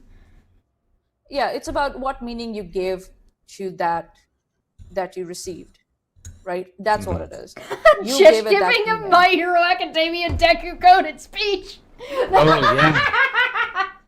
What's that I'd like to song? remind everybody this is Dumb Fuck Friday. Sorry, yeah, go ahead. Dumb. Next time you gotta put that song in the background. Was it "Don't Say Run"? Something like that. Yeah. You know what I'm talking about? Yeah. Run, Hold on. dun, dun, dun, dun, dun, dun, dun, dun. Dun, dun, dun, dun, dun, dun, dun. Yeah. This one. Oh, there it is. Yeah, I would get copyright struck. But I'll put the link in the chat for anybody who wants to listen to it. But Yeah, that's that. and yeah, Red Cedar makes a good point. Says people can produce work that are better than they are. Yeah, absolutely, true. Definitely. Because that's more like it's a prepared compilation of, I don't know, maybe the best of someone or like the message. I'm just babbling at this point. Go on. It's one of those things where it's like fine. I It's can okay be to babble. Have you heard? Yeah, welcome to Dumb Fuck Friday. We're allowed to like explore and say stupid shit. It's good for me too. Like I spend a lot of time in like corporate meetings where everything is just super prepared and like. Yeah, I mean like that's what Can't happens when step you work out for of the government, line, right? eh? So this is You- good. I'm learning how to unwind and like- wiggle and just like let someone's words come out and see what happens. You gotta let your brain be stretchy. You gotta let your brain be stretchy sometimes. And it's if we want to go like back to Pirate Software thing for just a second, because like what you brought up makes sense. Like it'd be like sometimes you gotta get used to and learn to and practice like your presence online and what those things mean. And you're going to make mistakes. Making mistakes is fine. It's the way you handle the pushback when you make the mistakes that's gonna make or break you as a person. And like Pirate Software is just not. He's been facing test after test after test, and people have been telling him the answer to his test, and he's still failing the tests. Yeah. They're like, bruh, bruh, Dude. knock. It took only one slap from Chesh to me, and I reset. Yeah, that's what happened. She just went. Yeah. I didn't mean. Sometimes a smack in the head is just what you need sometimes, but like sometimes it's like Sometimes you need somebody to patiently coax you or walk you through with crayons step by step and be like, this is where this is wrong, this is where this is wrong, this is where that is wrong, this is how you do this. And I've noticed that people who are like more or less on the spectrum, depending on where they fall, this is just my interaction, so don't take this as like law or anything. Depending on where you fall on the spectrum will depend on how big or small the steps you can take are. So if we're talking about social interactions, and like most of what Pirate Software is going through is in the social space, in a public space with social interaction, there are multiple degrees of separation.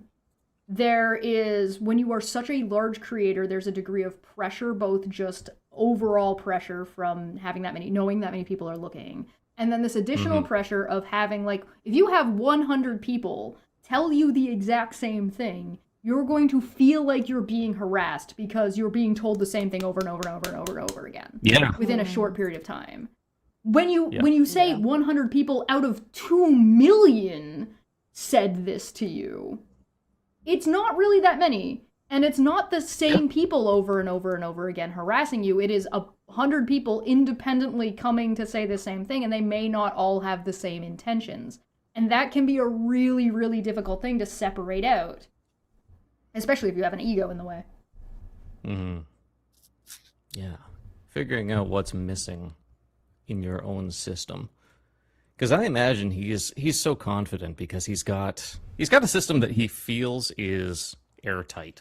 And when something new is introduced that just doesn't fit into the existing structure, like just saying it over and over again isn't going to change anything. You gotta practice having a stretchy brain. You gotta be flexible. You gotta go with the flow. There's there's things when it comes to, I'm not that convinced about how confident he is.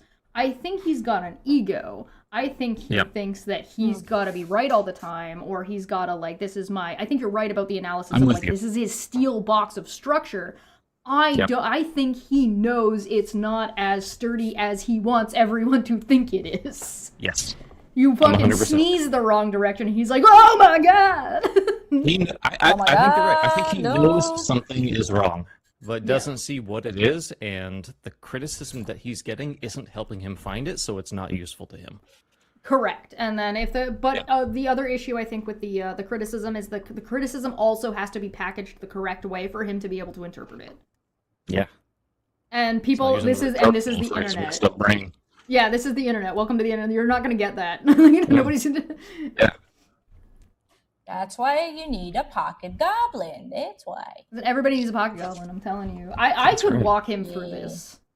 I could walk him through this easily, and I could take the time to do it. I've dealt with people who have that same kind of ego, who have that, and you can do it, but they have to be open to listening in the first place. And one of the things that I had issue with Dr. K was, like, first off, this is public. This is not going to be very useful. Like, sometimes you can get somewhere, sometimes, but I don't think this is going to be the space. But on the other hand, I did not like that he was doubling down. Some of the stuff he was saying, whether intentional or not, was reinforcing his behavior rather than circumventing his attitude, which I think is what needed to happen. I also think that because it was a live stream and public, I think Pirate Software was not ready to be vulnerable, like open to accepting any criticism at that, because his audience was watching him. If that's why any therapy sessions, they're private, because the real person can come out and be as vulnerable as possible, and it's confidential and no one's judging them for it, right? Yeah. So that setting, like Chess said with like Dr. K, is like, I don't like those settings. But then you need to know that you're getting into such a setting. Can't hear you, Chesh. Low Energy Vids in the chat said, Pirate Software would hate me because I'm too caustic, and he would feel attacked. On a stream, yes. Yeah, if he called me to fix if he called me up tomorrow and was like, how do I fix this shit? I'd be like, all right, we need to sit down and have a conversation, and we're going to be sitting there for like 5 fucking hours as I walk you through this, because I think a lot of what the defense mechanism that you talked about earlier in text is specifically to ward off. He needs criticism laid out for him in a specific way, step by step by step by step, before he's willing to accept the criticism at all. And you have to jump through a handful of hoops that are deflections. Right? And some of those things you're going to have to pick and choose, and you're going to have to be careful picking and choosing which ones you engage with and which ones you are like, no, we're leaving that aside for now. Because people have a hard time compartmentalizing when they're in that kind of a headspace. In my experience.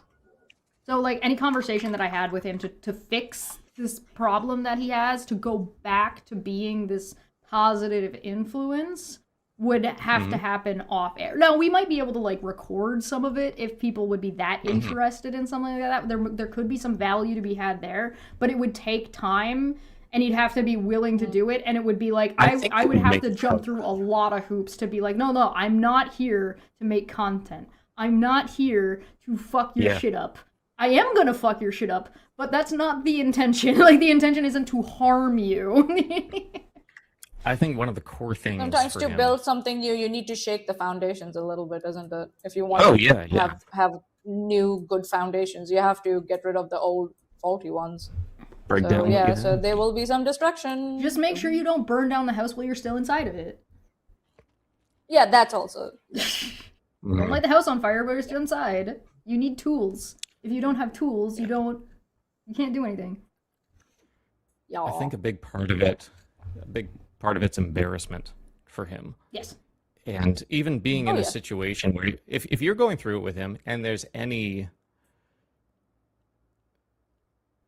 possibility that what you're talking about will be shown to someone else, there will be extra, like, bravado and, like, It's a character, defensive measures in place so that if this gets shown, I need to make sure that I'm not accountable for what I say, or like what I am accountable for, I'm proud of, and that's the stuff that needs to be broken down, like to show some vulnerability, some. It's about building up a personality on, like, shifting. Building up a personality online about, like, how to be accountable in the first place, and how being accountable for a mistake doesn't ruin your reputation and doesn't ruin who you are as a person, right? If I fuck up and I say something that I'm like, shit, I shouldn't have said that thing, I'll just say that. And then it goes away and nobody cares. Or, like, maybe 2 people will clip it and take it and run with it and care. Now, I'm not a 1 million subscriber channel. Yep. So that 2 people, to me, might feel like a lot, but to Pirate Software, that's nobody. But if it's 200 people, it's gonna feel like more to him. So you have to learn to let that shit go. You cannot hold on. That you have to understand that not everybody's gonna like you, no matter what you do. And there's this thing that I noticed in his conversations with that I've seen him trying to defend himself, and I've seen him trying to do a couple of different things. And I'm like, if you get stuck in this thought loop of you either agree with me or you don't understand what I'm saying. Yeah. And that is that is an incredibly dangerous headspace to be in, because sometimes people can disagree with you and be completely valid. Yeah. Sometimes nobody's wrong, and sometimes nobody's right. True. Yeah. True. I think he's just closed into this box where he thinks he can see the entire thing, but there's a whole world outside of it that he just doesn't have access to view. He thinks he's got a box, and he thinks he's outside of the box, and he's actually inside the box. You think so? Yeah. Yeah. Yeah, yeah, you're right. You're right. He's got, like, a really stingent way of being like, if this, then that, if this, then that, if this, then that, and he leans on his, like, programming as, because like, this is why he thinks he sees the entire system. Yeah, and it's not. He's like, bro, he's Andrew Tate looking into the Matrix. It's like, shut up. I'm 14 and this is deep. Like, no, it's not. Yeah. What you're saying is like either bare bones basic bullshit or absolute nonsense. It's like Jordan Peterson being like, well, if you want to fix your life, clean your room first. Bro, shut up. That doesn't mean anything. Yeah. What? Yeah, Fitz in the chat, please. I think I know if I were wrong. Yeah. God, I know what I said the best, and I'm telling you how to interpret what I said because I'm the one who knows what I said. That's exactly what it is, and it's like, no. No. Being unafraid to seem stupid or Honey. vulnerable are positive Honey. character traits because they can lead to growth. See, I think the problem is he thinks he does that already. So, like, he doesn't see a place for that to get added in because, like, he thinks He he's thinks already he's got it done all it. figured out. Which- He's a teenager. He Yeah, acts but like a it just teenager. it needs to be expanded. Yeah. Yeah, my guy, grow up a little bit. And it's like, Mhm. as much as saying grow up feels like I'm being dismiss, like it sounds dismissive because we're so used to hearing that as a dismissive comment. No, I mean literally. I mean like actually like take some time. One of the first things I have ever told anybody when it comes to their dealing with a PR nightmare is you need to walk away for like even just Yeah. a weekend. You have got to get out of this defensive headspace. Because as soon as you're in that defensive headspace, the more you participate, the digger you're gonna dig your hole. Like you've gotta Yep. fucking walk away from it. And if you can't let it go and can't walk away from it, then you've got a different problem on your hands, and you need to recognize that you've got a problem on your hands.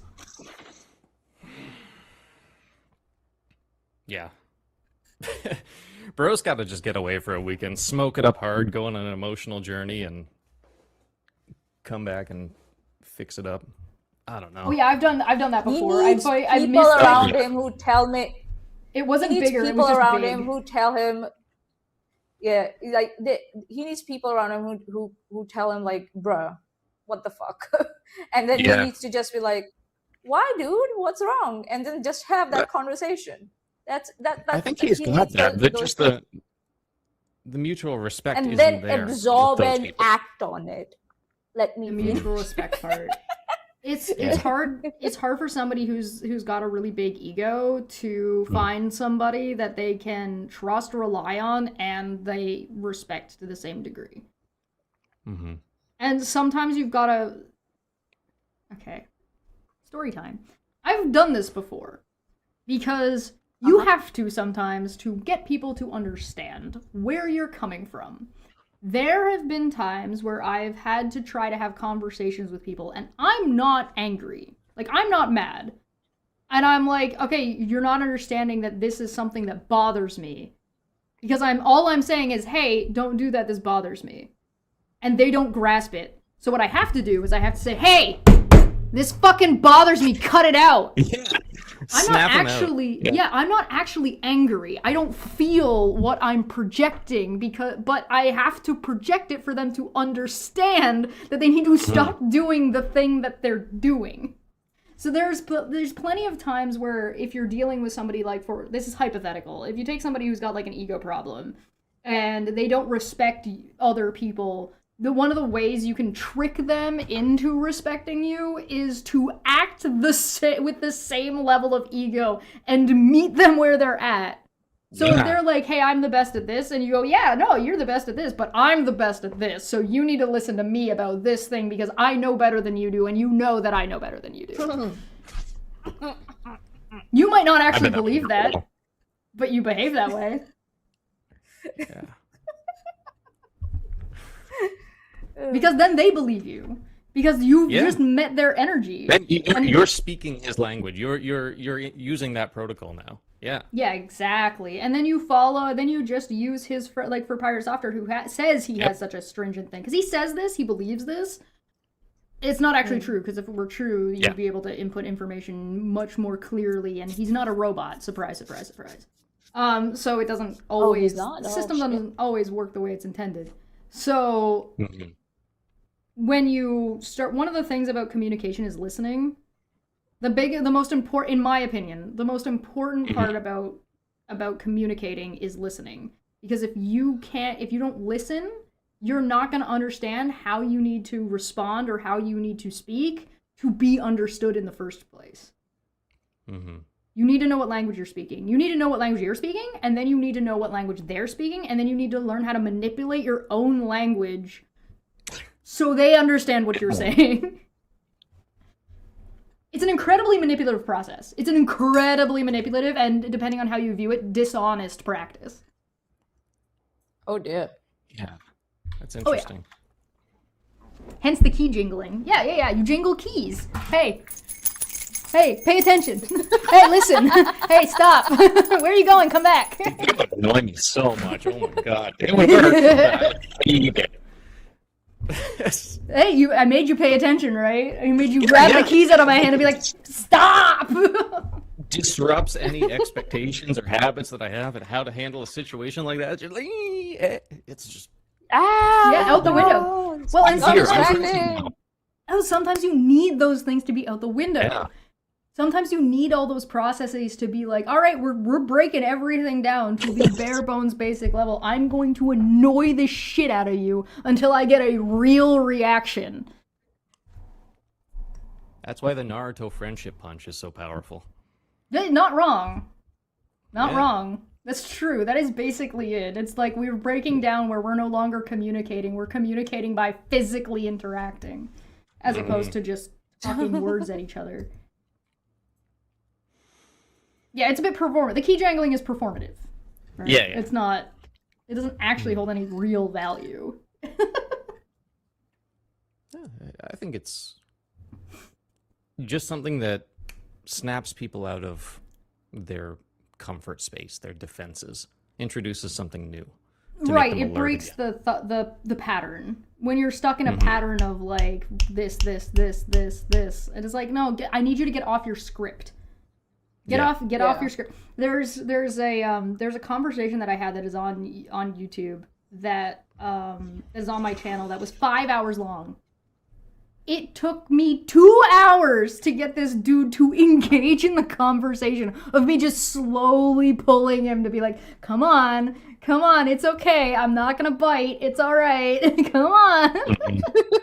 2 hours before he was physically like sitting like this. And if you skim the video, you will see the point where he sits up and actually starts like Yeah. There was another conversation I had where somebody came to me freaking out about a social interaction, and they were worried that something was going to turn into some trolly nonsense. And they didn't even watch the thing that they told me they were concerned about. I nearly turned the stream off in the first 2 minutes. Because I was like, oh yeah, I remember that one. Dare you waste my time? Good I remember Lord. that one. Yeah. That's awful. Yeah. That's taking the not listening thing to just such an unhealthy extreme. Those people who are just waiting to talk instead of having a conversation.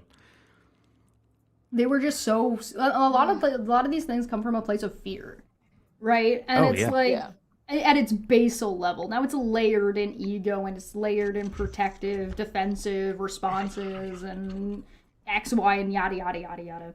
And so... It's easier to just, at least for me, the way I deal with this kind of stuff is I just sort of let most stuff roll off my back. Because it's like, whatever. Yeah. Do a Discord night and we can watch it again. No, I don't want to watch it again. You can't make me watch it again. What was this? They're talking about what this content is. Yeah, there were two streams. One was the one that's in the chat right now. That's a lesson in understanding what is meant versus what is understood, or what is said. So what somebody says something, and it's like, okay, but they meant this. This is what their intention was. It was 6 hours. And then there was another one which was the fucking Mario thing. Good Lord, the fucking Mario thing. Tell you what, I'll show you. Emojis came from that. I will show it. I will pull you the 2-minute clip, and I will show you this shit, because this is like deep lore. This is old lore. Let me find it.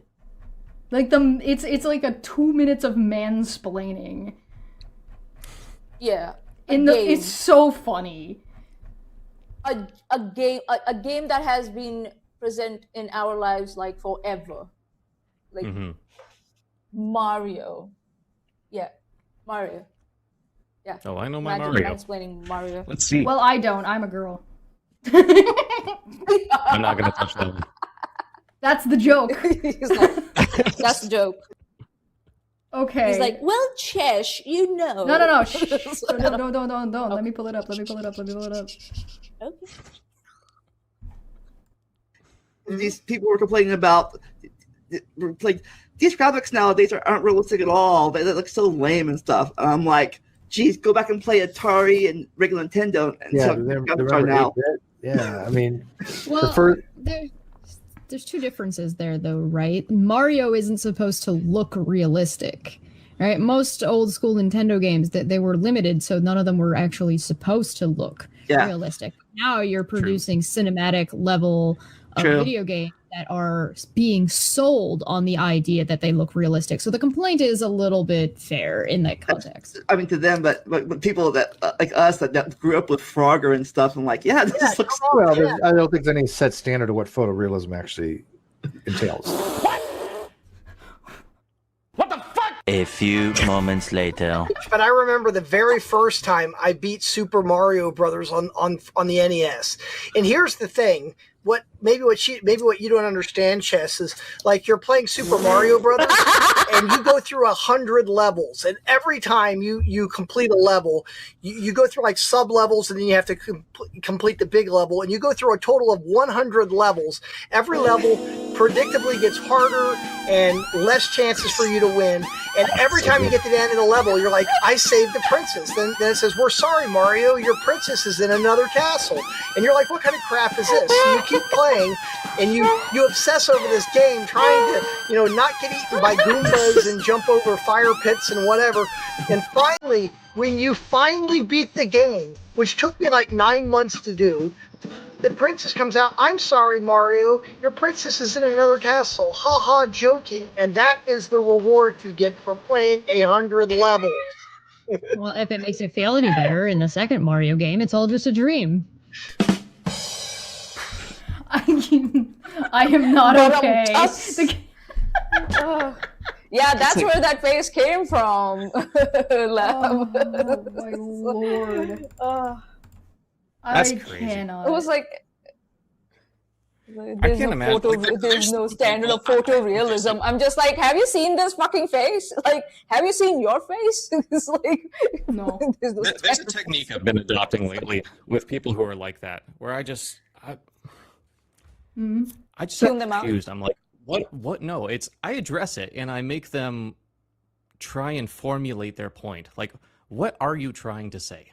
Because that was like 500 words with zero substance. What is your point? Can you summarize that in a sentence? And most of the time, his point was that his point was he's mad he didn't get the princess, and Chess should know that he never got his princess. Close to home. If you notice, Yeah. none of anything he said had anything to do with what I had said. To do with photorealism. Yeah.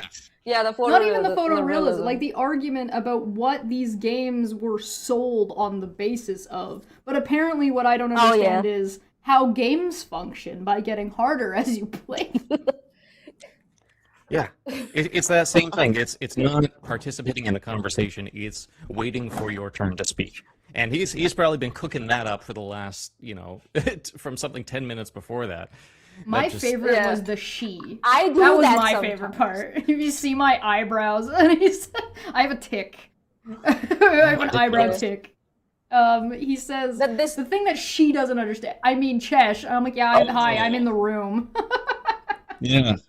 Thanks for acknowledging me, Your Honor. It's just like I tend to do that where we have moved on from the conversation, but because I didn't get to say my point, I'll bring it back like in the middle of the next point, and I'm like, by the way, when you're talking about that, this, and Chesh is like, you have no concept of timing, do you? I'm like, I want to. I think that's fair, though. Sorry.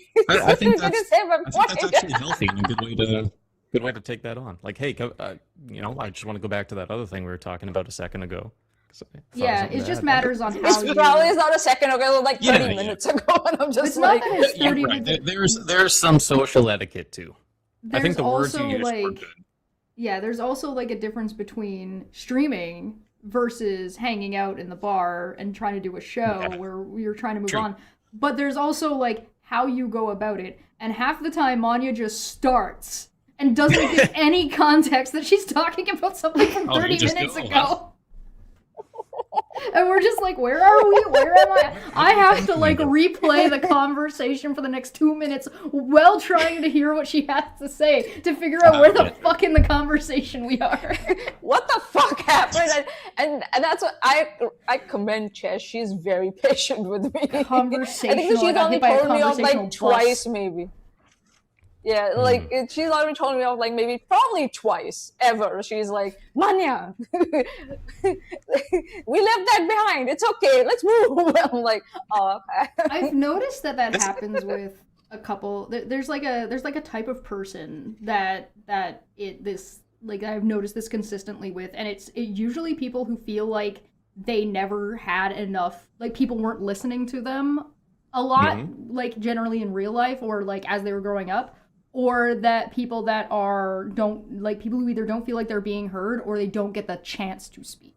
And as they are doing conversations like this one, for example, they get more used to it and then they get better at the flow. And it's just a matter of practice because they know that they're going to get a chance to say what they want to say. Or they're not worried that because they didn't get a chance to say what they were going to say, that it's like a null thing. Like it's going to...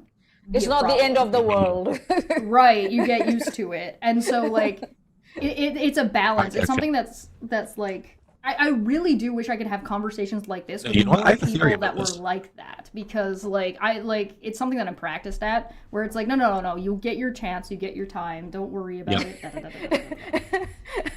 I have a friend in my life right now who's a lot like this, where they'll do that same thing, where they have something they want to talk about, but I just don't have the context. I don't have the information. So the whole time I'm trying to follow along and we're like halfway through the story and I'm like, what is... Hi.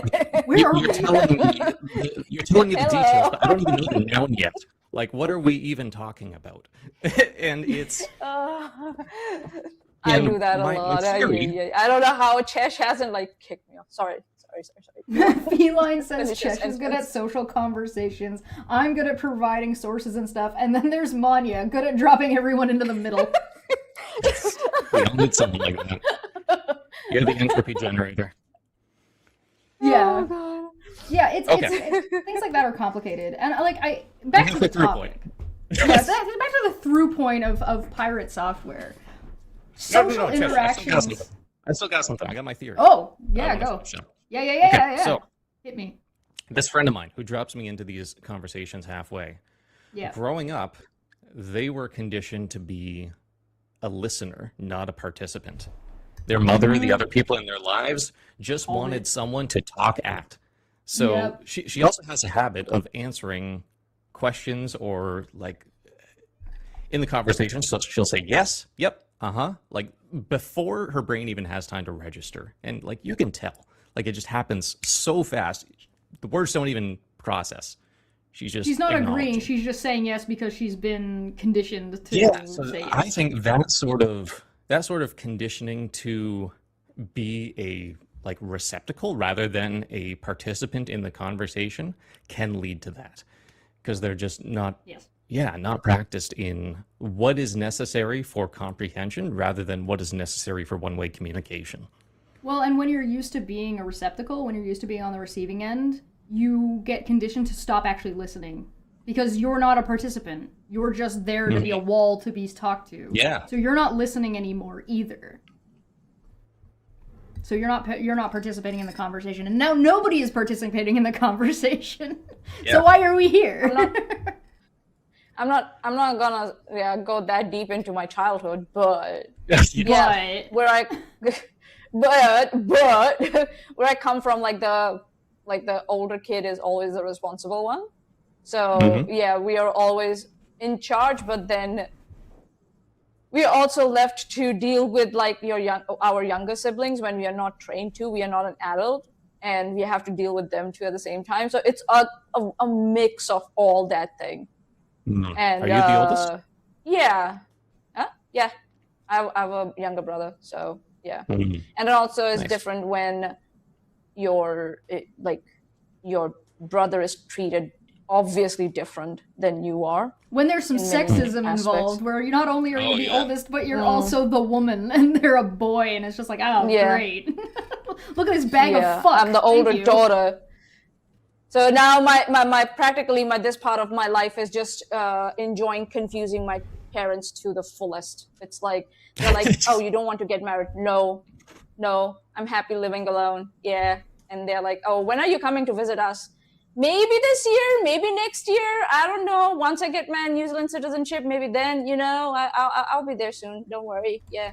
So they're now just worried, like, she might never come back. So they have to be nice to me now. They have to be reasonable. Boundaries. So, yeah. Were put You're in confusing. place. You're subverting expectations. There's a meme that goes around that, and I lean into this so hard. What was it? Dapper was like, I was like, you're not my real dad. And he's like, if I was, I'd be disappointed in you. And I was just like, what? And I'm like, yeah. So I responded to him with, get in line. So now there's like a running joke that Chesh has a billion dads and they're all disappointed. My goal in life is disappointing father figures. I get you. It's a lot of fun. It's a lot of fun when you step into the space of no longer being a child and you are an adult now, and you realize you get used to being an adult, and you realize you can fuck with your parents. It's a step. It is a step into adulthood that I very much approve of. You fuck with your family members. It's a good time. Yeah. I promise you won't be disappointed. No, I'm not. I'm certainly not. Highly recommended. Don't get yourself in too much trouble, but definitely do it. Nah, my parents are all right. What do you mean, Chesh? You're at 17. Entry line from the live chat. Were you there's that lore too. 17 every year? Yeah, apparently. Nice. The internet thinks I'm perpetually 17. This has been a running joke for 5-6 years. I showed up on the scene at 30, and everybody's like, who is this child? It's like, oh. Nice. I see. Understood. I see where my place is in this hierarchy. Oh, okay. Yeah, There's and then like, sometimes there's this lore that Chesh is the mommy, I'm the daddy. That lore too. There's Really? baggage that comes with the way you're perceived, right? And you can either run with it or you can fight against it. If you're going to be a personality on the internet, or a personality anywhere, like it doesn't even matter where, you could apply this anywhere around the world. And so you got to decide what you want to do, and that is in fact a decision. How conscious you are about that decision is up to you, but it is a decision you're going to make regardless. Yeah. I've thought about that, but I think my angle is more from like, which one is easier to carry day to day? Which one has less of like a mental tax on me? Yeah, that's valid. Especially if you're working in like a stringent environment, how you are perceived by your coworkers is going to be very relevant to your comfort level in your workplace on a day-to-day basis. And like the more strict your workplace is, the more conscious you're going to want to be about how you navigate that. And knowing earlier on when you get there, the easier it's going to be, because it's a lot harder to change people's perception of you if you find out that it's difficult and you don't like it. And that breeds a lot of resentment, and that can be really problematic for like a healthy work environment. For everybody, including mostly you, but also everybody. Like, because then you start building resentment towards your coworkers because you don't like the way they're treating you, and you can't really change their position because you're in a social setting that doesn't really allow for those kinds of conversations, so you have to do it. And if you don't know what you're doing, you're gonna struggle a lot. That's like, it's really hard to do. Oh yeah, yeah, that's the hard part. at my workplace, I don't know why, I never become like angry or like have arguments with anyone. I've never had that at my work. Maybe because I'm a pacifist, or like, because I've been the elder kid, in the family. Yeah. I've always been like, the quiet one. She's a pacifist in her real life, but on the internet, she's out here murdering people with words. A shit stirrer. Yeah. Fucking Jesus. Chaotic. It all builds up. I guess that's why I enjoy coming here, because I cause chaos here that I cannot cause at my office, I guess. And then I get to deal with the fallout. Who's the goblin on who's never. I've had like disagreements, but I've never had like shouting matches or like never growled at someone or anyone. I'm always this like happy-go person who's like alert. Yeah. And okay.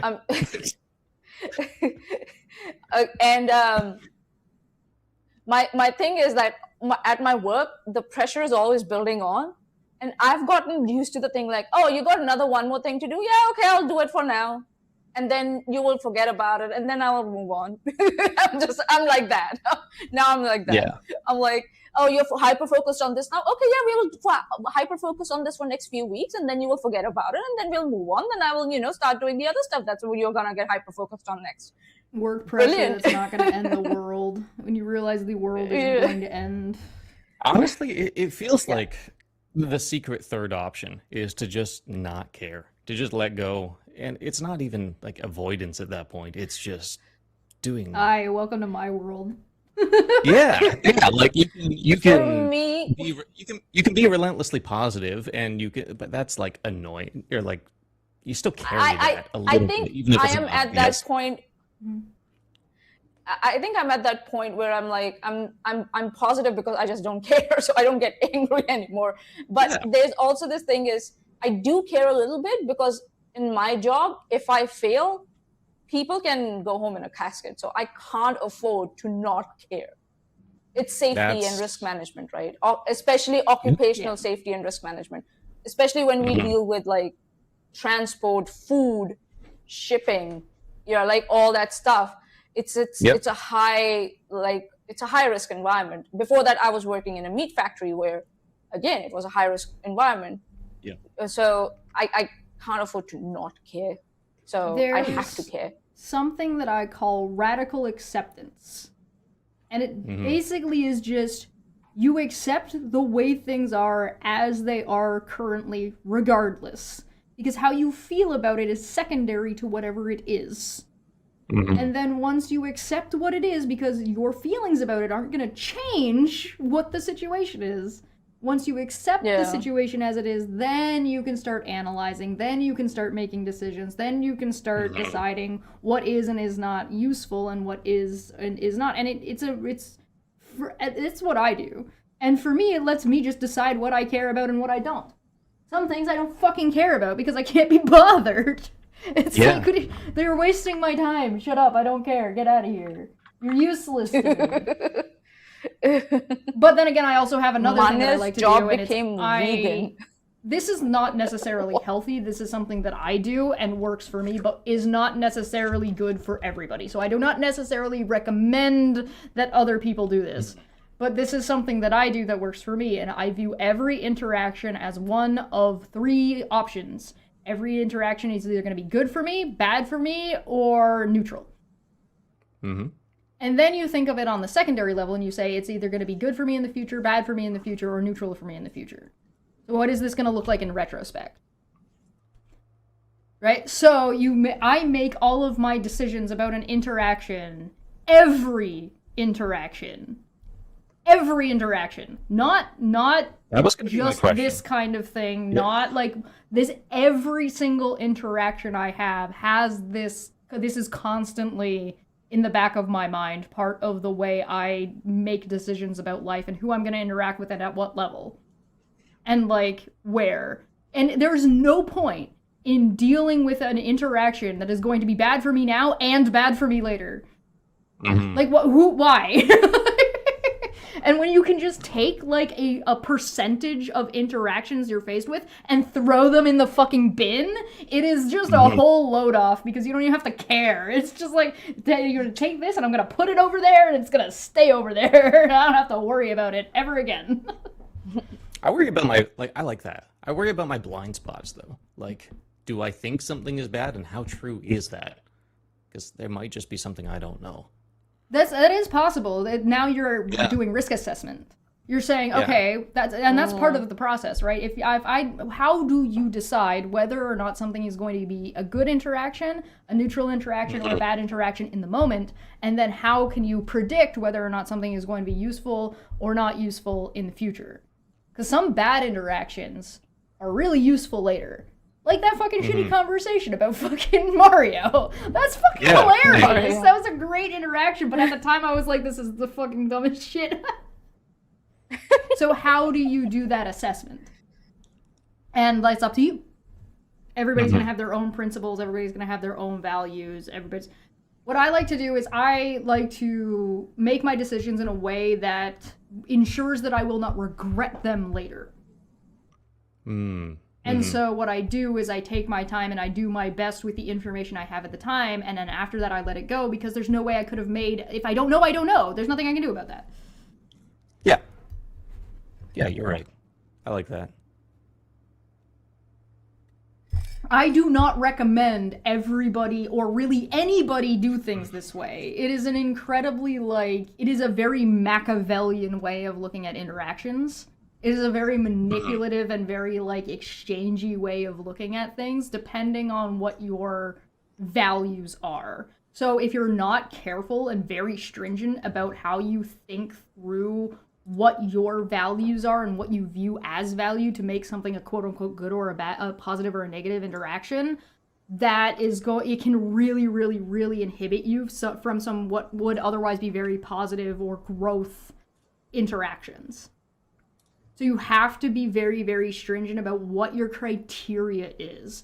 If you're not stringent about what your criteria is, you're going to get yourself caught in a negative feedback loop. And you're never going to grow as a person, and all of your interactions will end up being bad interactions. But this takes a whole lot of self-control. Yeah. I have nothing to add. I think that makes sense. I lack self-control. Most of the times. And you don't lack self-control, you lack impulse control. Oh, okay, yeah. Because there's a difference between impulse control and self-control. Because sometimes you'll notice that Manya will stop herself. She'll be like, that's self-control. That's bait. Impulse. That's bait. That's bait. Yeah, that's self-control.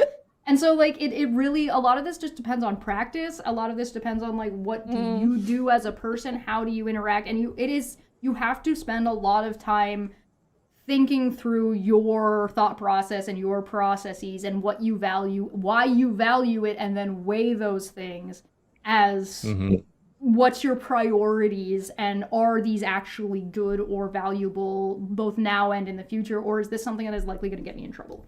And part of that you can use, if you're trying to figure this shit out, one of the things you can use is just watch other people. And be like, well, what did that person do? Oh, well, maybe we don't do that. That seems like a bad idea. Yeah. We saw the example debating today, Andrew right? Wilson. Am I actually going to end up debating Andrew Wilson? Probably not. But what's the interaction that's happening right now? It's better for me to say yes for now. I got a question about that. So, not necessarily him, but the format of debates. If you were to go into a conversation with him, what does a debate provide that just a talk wouldn't? So it depends on the topic. Some things are more valuable to be a debate than they are a conversation, and some things need to be a conversation as opposed to a debate. Now, there is a gray area middle line. This is not a hard line thing. Sometimes you can do both, and sometimes both are valuable, and sometimes neither are valuable. Well, I don't see the line at all. I see debates as being more like, here's everything I have, and then the other person's like, here's everything I have, and it's less back and forth. But I should maybe say, I'm just then it depends on the formatting. this is a formatting question. But then in a debate, you would expect to criticize each other's whatever information you have put out, right? So you're like, I think so you're wrong here because this, and this, and I'm criticizing you. Why I think you're wrong? Because of these sources, this, and this, right? And the same you would do to their information that they have and they have put it out. I'm like, I don't think so you're right there because, this mathematical formula or this, what we know about this or this source and all that. So that's what the debate brings in. It's like you're correcting each other's sources or information. That's what's happening there. It depends, right? In a conversation, it depends on the format. It also depends on whether or not you're engaging in an earnest debate or if you're engaging in sophistry, which is mostly what Andrew Wilson does. He's not debating, he's engaging. I don't know what that word means. He's just saying things that sound good. Oh yeah, okay. He's not actually engaged with the point. He's just fucking saying shit that he thinks sounds good for whatever. I think just over position the he course feels of my life, the debates that I've watched have all been awful debates. Like, sure. Whatever that word was, that's the type of thing. So maybe I just need to expose myself. Yes, sophistry. Let me pull up the actual definition so I don't mislead you. It's also like in today's time, even to get two people in the same room, a lot of compromises have to be made because sometimes people are just like, as we say, scared because they're like, oh, what if I'm wrong? So they set so many conditions that you're like, are we even able to meet all these conditions? And what if the conditions clash, with the other side's conditions? So what are we going to do? Can we have that debate or not? The best thing you can see, the best example is when you see the debates that happen between the presidential candidates of Republicans and Democrats. Even to get them together to sit and ask them questions, the questions have to be curated well in advance. Like you have to be careful that they're not confrontational, right? Or else that's the candidate says, I'm not doing the debate. They are now saying they have that option. Before it would be like, oh, he said no to the debate. Oh my goodness, what's going on there? That candidate cannot be our leader because they are afraid to go in a debate. But nowadays, everybody's like, I'm not going to do it. That's so stupid. And it's like, it depends on what kind of. Are you talking about like an internet debate by debate bros, or are you talking about I'm saying politics? Or are the you talking presidential about, debates, politics, and the policy debates that they have.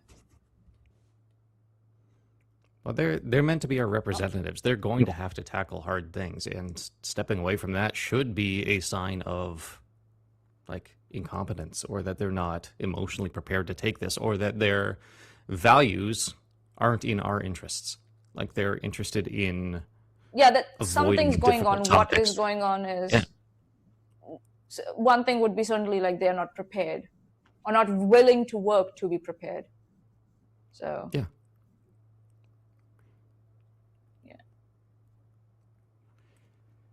Reputation kills so much.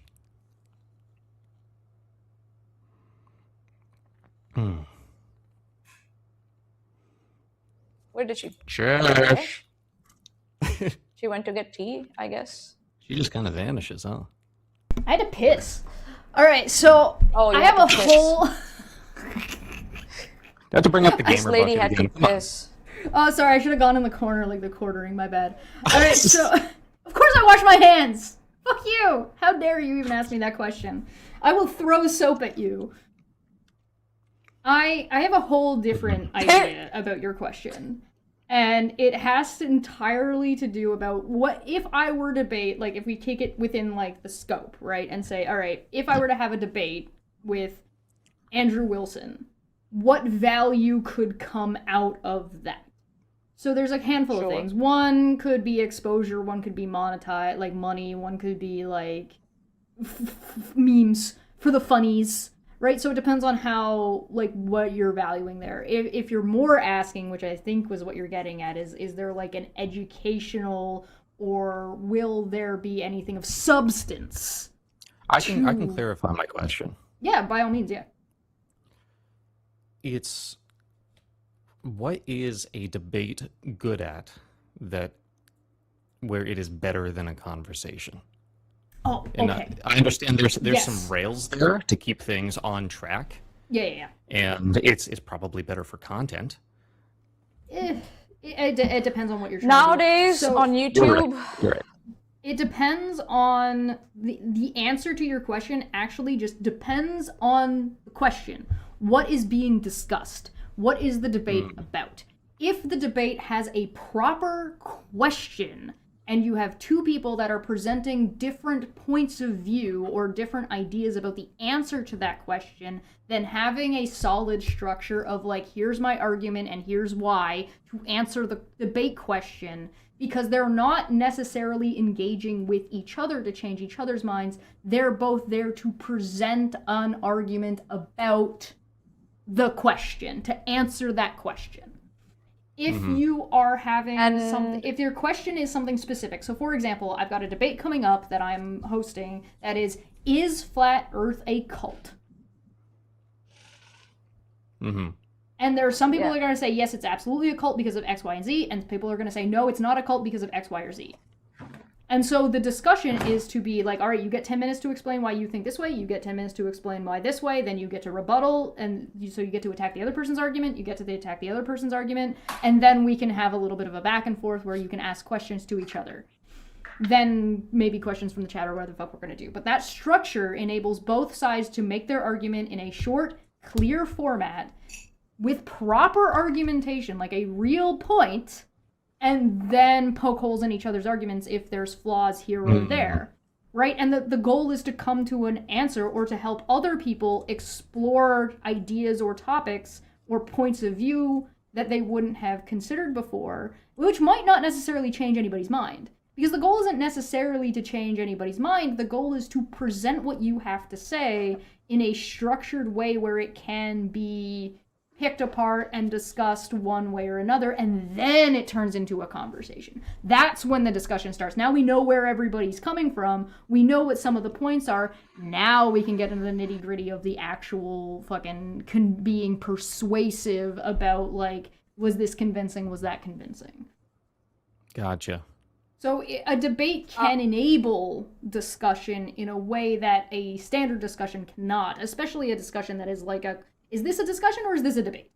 Are we arguing about something and having a back and forth, or are we like right now, this whole thing has been a discussion. This is not a debate. We're not arguing with each other. Yeah. So the one debate that I really recently liked that happened was between Pearly Things and Anna Kasparian? That's what her name is? I don't want to butcher her last name. The lady from the Young Turks, right? They both are on opposite ends. And you could clearly see how when someone just came with rhetoric and the other person came with information and data, right? And that's what people want a debate to look like. But when there's a debate like, oh, is Flat Earth a cult? That's a really different type of debate, isn't it? It depends. Like the guy that person came in. Which guy was he saying for you to debate, Chesh? I keep forgetting that guy's name. Andrew Wilson. Andrew Wilson, sorry. I don't know why it just keeps escaping my brain. I forget about him all the time too. And then somebody's like, oh, this guy. He's not memorable who is at that? all. Who is that again? So that guy's format is that you come on his channel, you have to be very submissive, and you can't say a lot. So whatever you have to say just has to hit like that. And his chat will constantly berate you, so you have to be ready for that, especially if you're a woman and if you do not agree with his views. So you have to be really careful about that. So if you can handle that and ignore that, then that's fine. Then you just focus on him. And the best way to get under his skin is to attack his masculinity. And once you do that, you find a good way to hit him, he's just done. He's done. You don't need to do anything else. One of the It's best like, yeah, okay, attacks so back, I've relax, and noticed watch. that is effective against like the Likes of Andrew? manosphere debate space. Just Red pill, yeah. Yeah, the easiest one tends to be, well, they're attacking women for not being traditional women. The best response is, you're not a traditional man.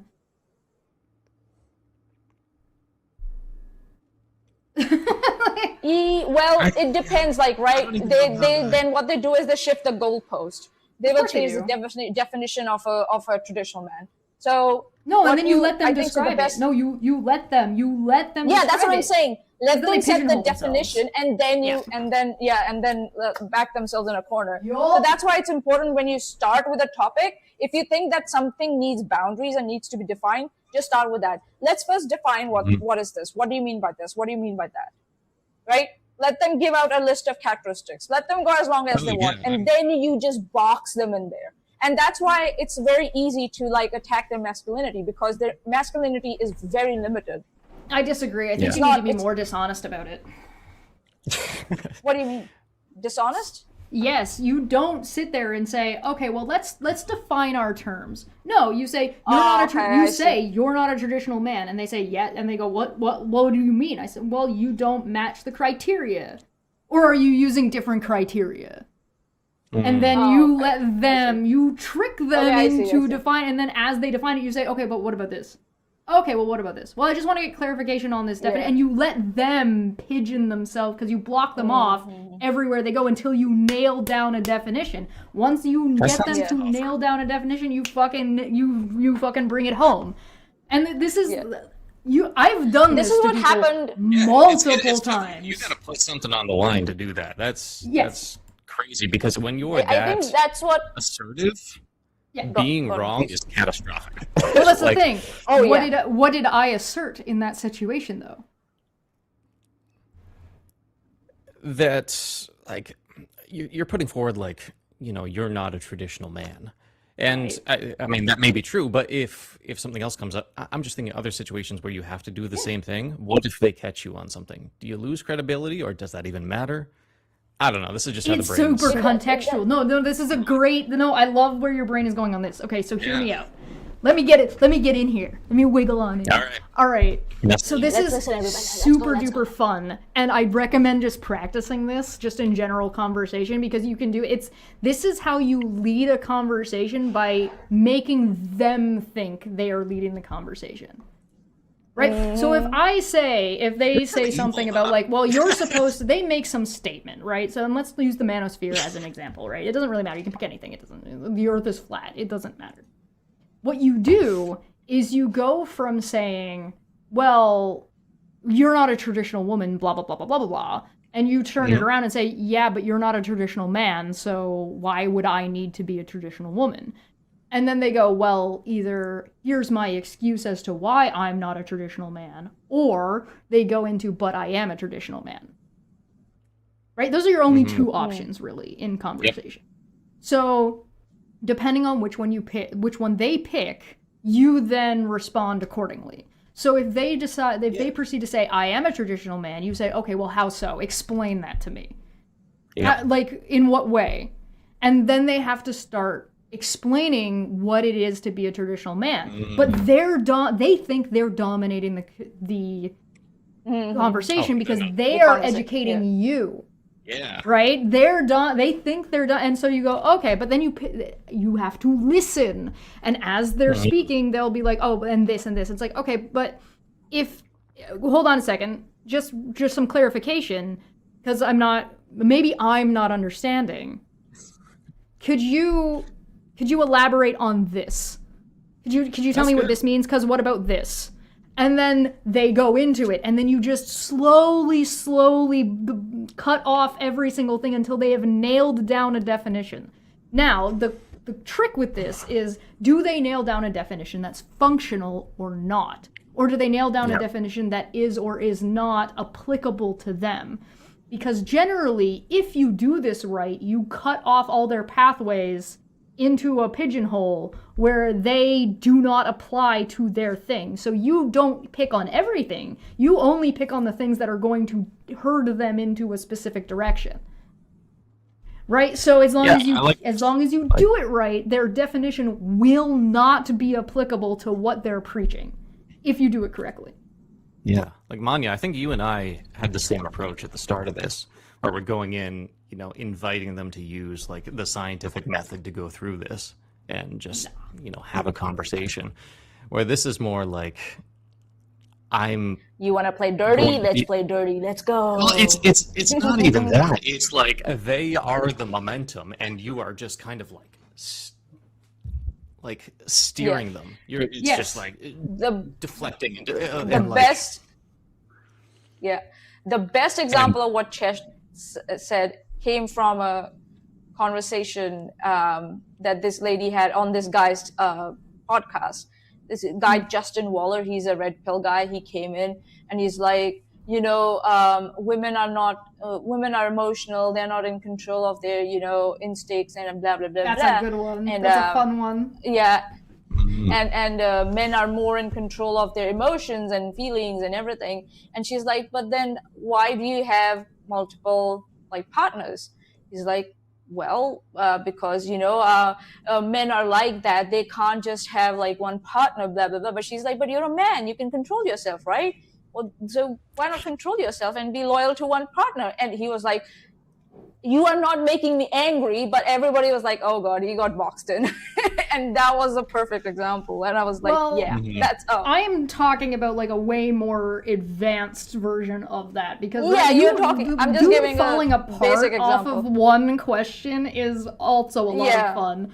But that's just a matter of pricking your target, right? And like just hitting that with like it's like a sniper shot. The other direction. That's what I was saying about like. The other direction we didn't talk about, though, is what if they go the other one? What if they go the other way? Right? So in the example I gave, there were two directions, right?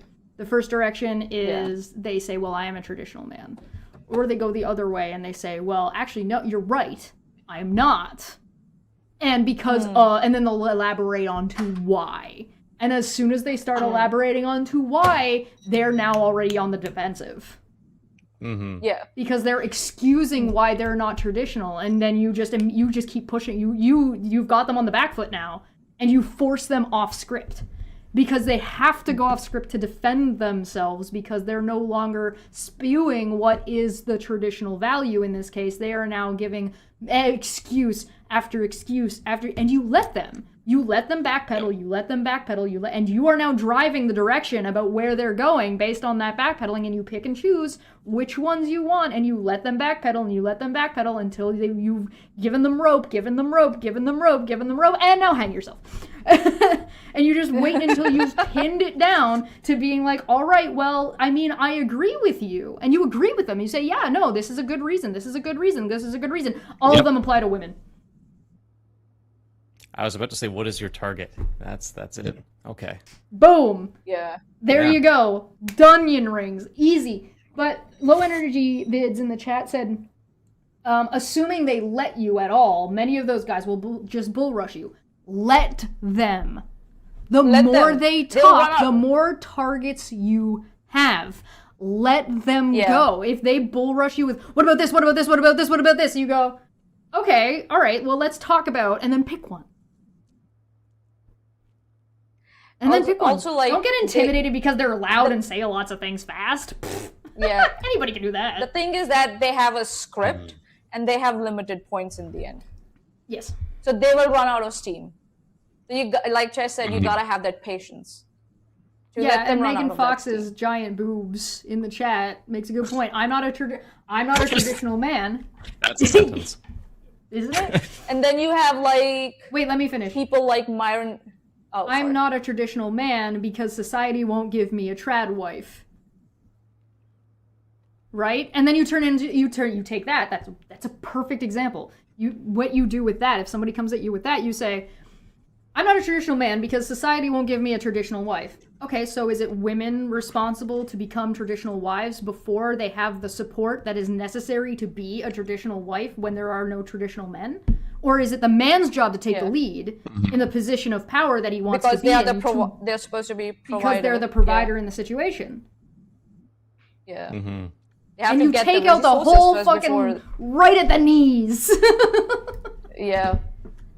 That's a good one. Would those people think they're creating that by what they're doing, though? It doesn't matter. No? No, because you're not trying to convince them. No, it's about the audience. That's what I want a clarification on. Is this for the audience? Is this for you? Is this like, if I had a debate with Andrew Wilson on a stream, you think I'm gonna change Andrew Wilson's entire online persona, personality, and opinions? Nope. That he's projecting into the world that he makes all of his money on?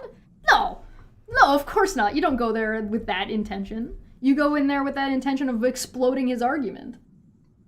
Okay. It's a debate. I'm still at the stage of finding definitions. Go on. Oh, yeah. If you're entering in a debate, your job is not to change the other debater's mind. It can happen, and when you have like amicable, honest people, that can easily happen, and it's great when it does.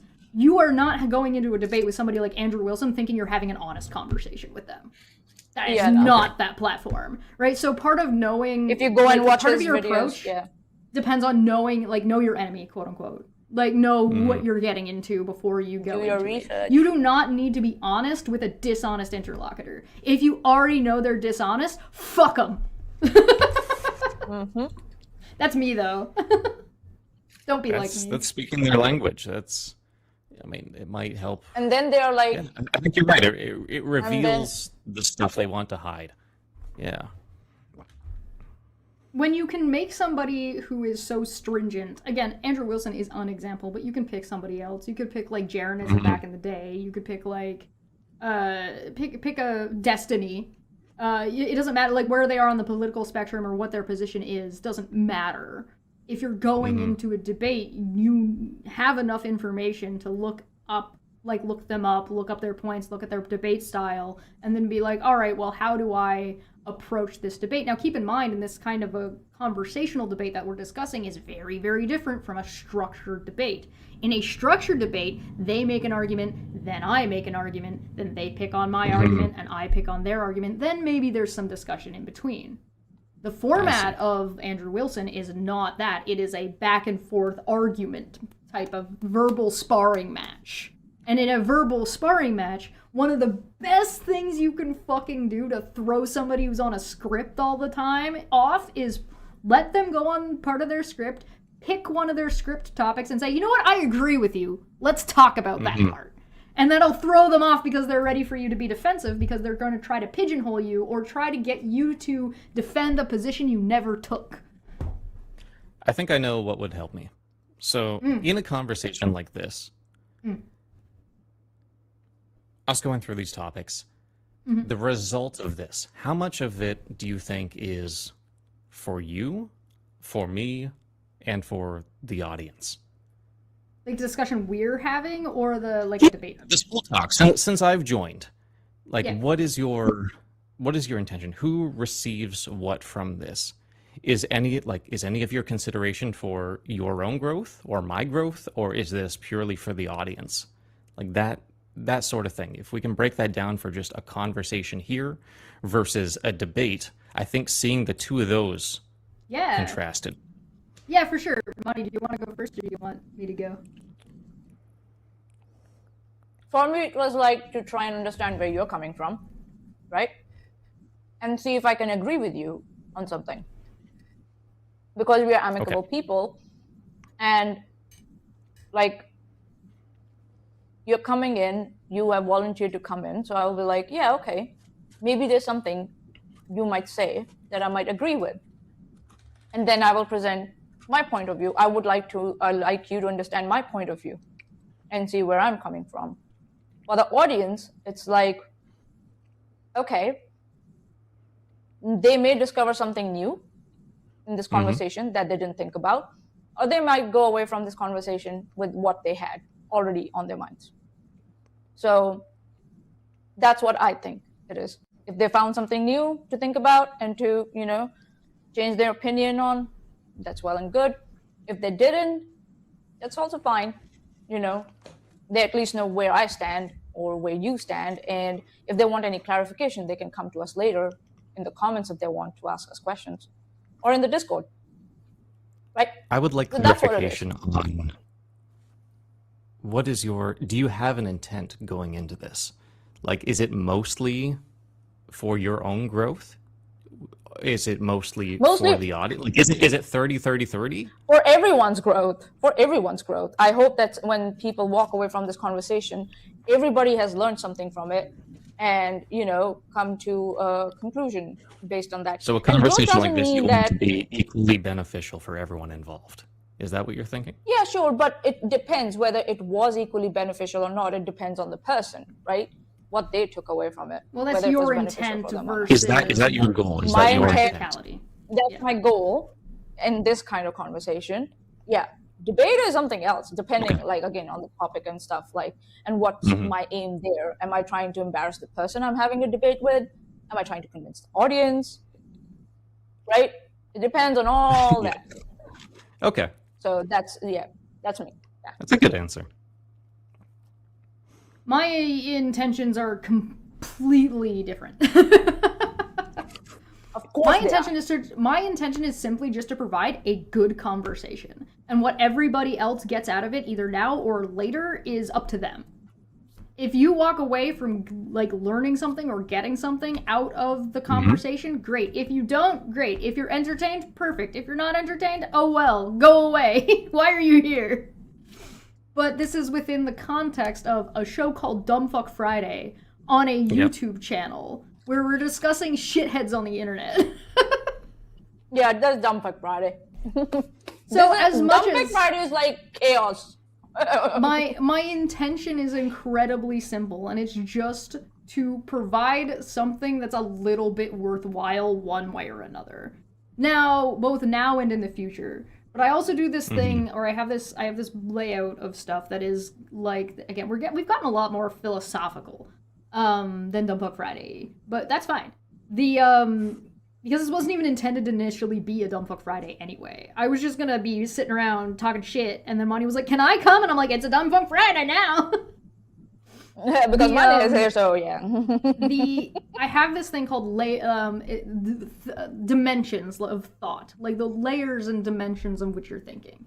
So 0 is just, and none of them are bad. Like you shouldn't be in any one of these all of the time. Sometimes you're going to be here, sometimes you're going to be over here. I should say this is a sliding scale this way, not this way. It is not a better or worse situation. It is, all of them are fine. And so 0 is you're not thinking. So, like your friend you described, who's just saying yes without, this is an automated response. The first level of thinking is you're only thinking about whether or not what you're saying sounds good to you in a discussion. Second dimension is you're realizing there's another person in the conversation, and you're saying what you might be considering what you think they are going to think sounds good in said discussion. Third dimension is realizing you're on a public platform and there are third parties that are paying attention, and you now might be considering what they think this is going to sound like and how you're going to be perceived and how your opponent is going to be perceived by, or your interlocutor, whoever you're talking, they're not necessarily an opponent, right? The other person in the conversation is going to be perceived by the other people watching. And then there's fourth dimensional thinking, where you now understand that this conversation affects what's happening right now with all parties involved and parties that are not currently involved because they are involved in the future. Time exists in the fourth dimension of thinking. And so depending on what you're engaged in will depend on what level is appropriate versus what level you're actually at. And sometimes you're at the wrong level in the wrong time, in the wrong space. And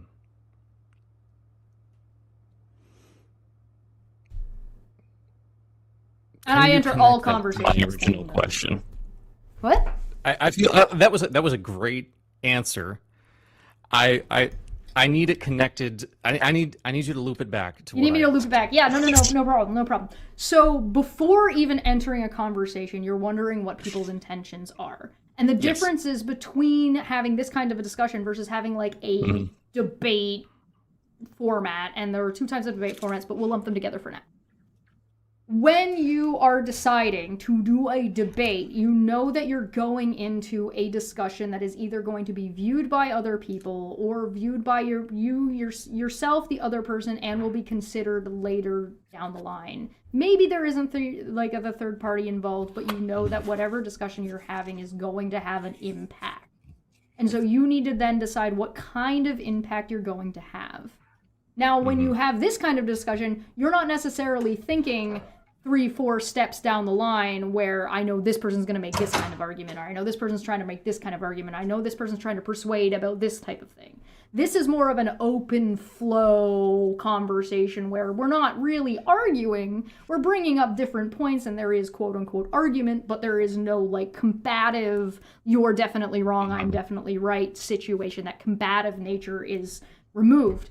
You can apply all the things that I've said to every single conversation. And now it's just a matter of what is your intention and what is the intention of the presentation of said discussion or said debate.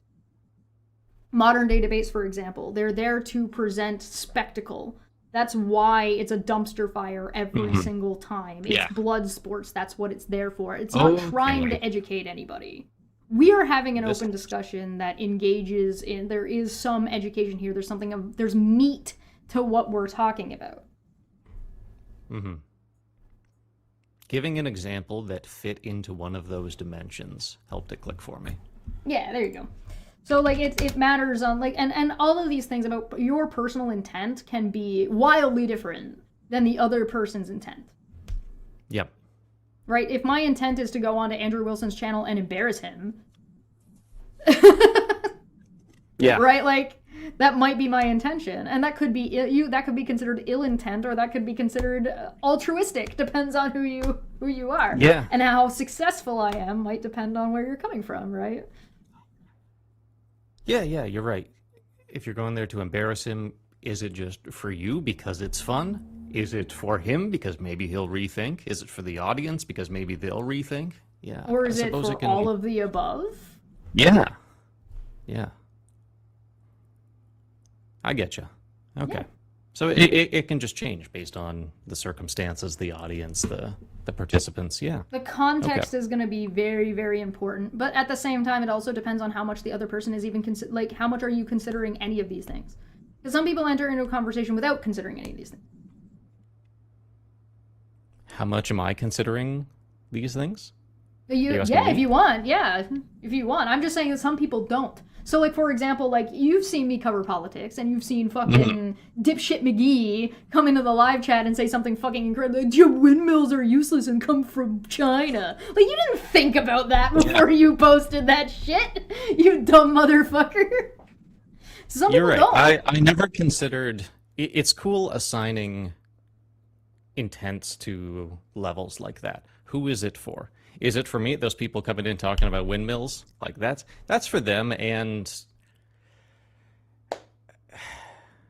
I mean, they probably think it's for everyone else too. Or they think they're trying to embarrass me or throw me off or whatever, and that's valuable to them because they think they're winning a point or something. Invisible internet points. Right? So like there's lots of motivation, because again, there's a difference between motivation and intention. Yep. Right? So if they intend to win internet points because they want the credibility, like, do I want to go confront Andrew Wilson because I care about his fucking opinion? Or do I want to confront him because I think it would be funny as fuck? I don't think -1 is that there is no point, is to all just fuck around and find out. Not quite. There is not I do not have a -1 set because fuck around and find out that's level 1. You're saying what you think sounds good at the time. That is fuck around and find out space. Yeah. That is 100% fuck around and find out space.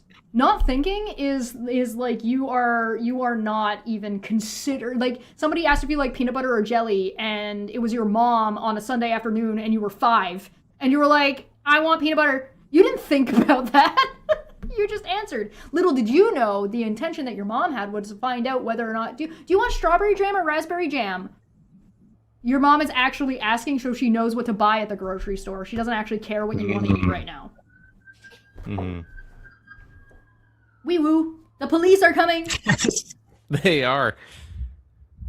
Woo woo. Okay. The police. Yeah, that's cool.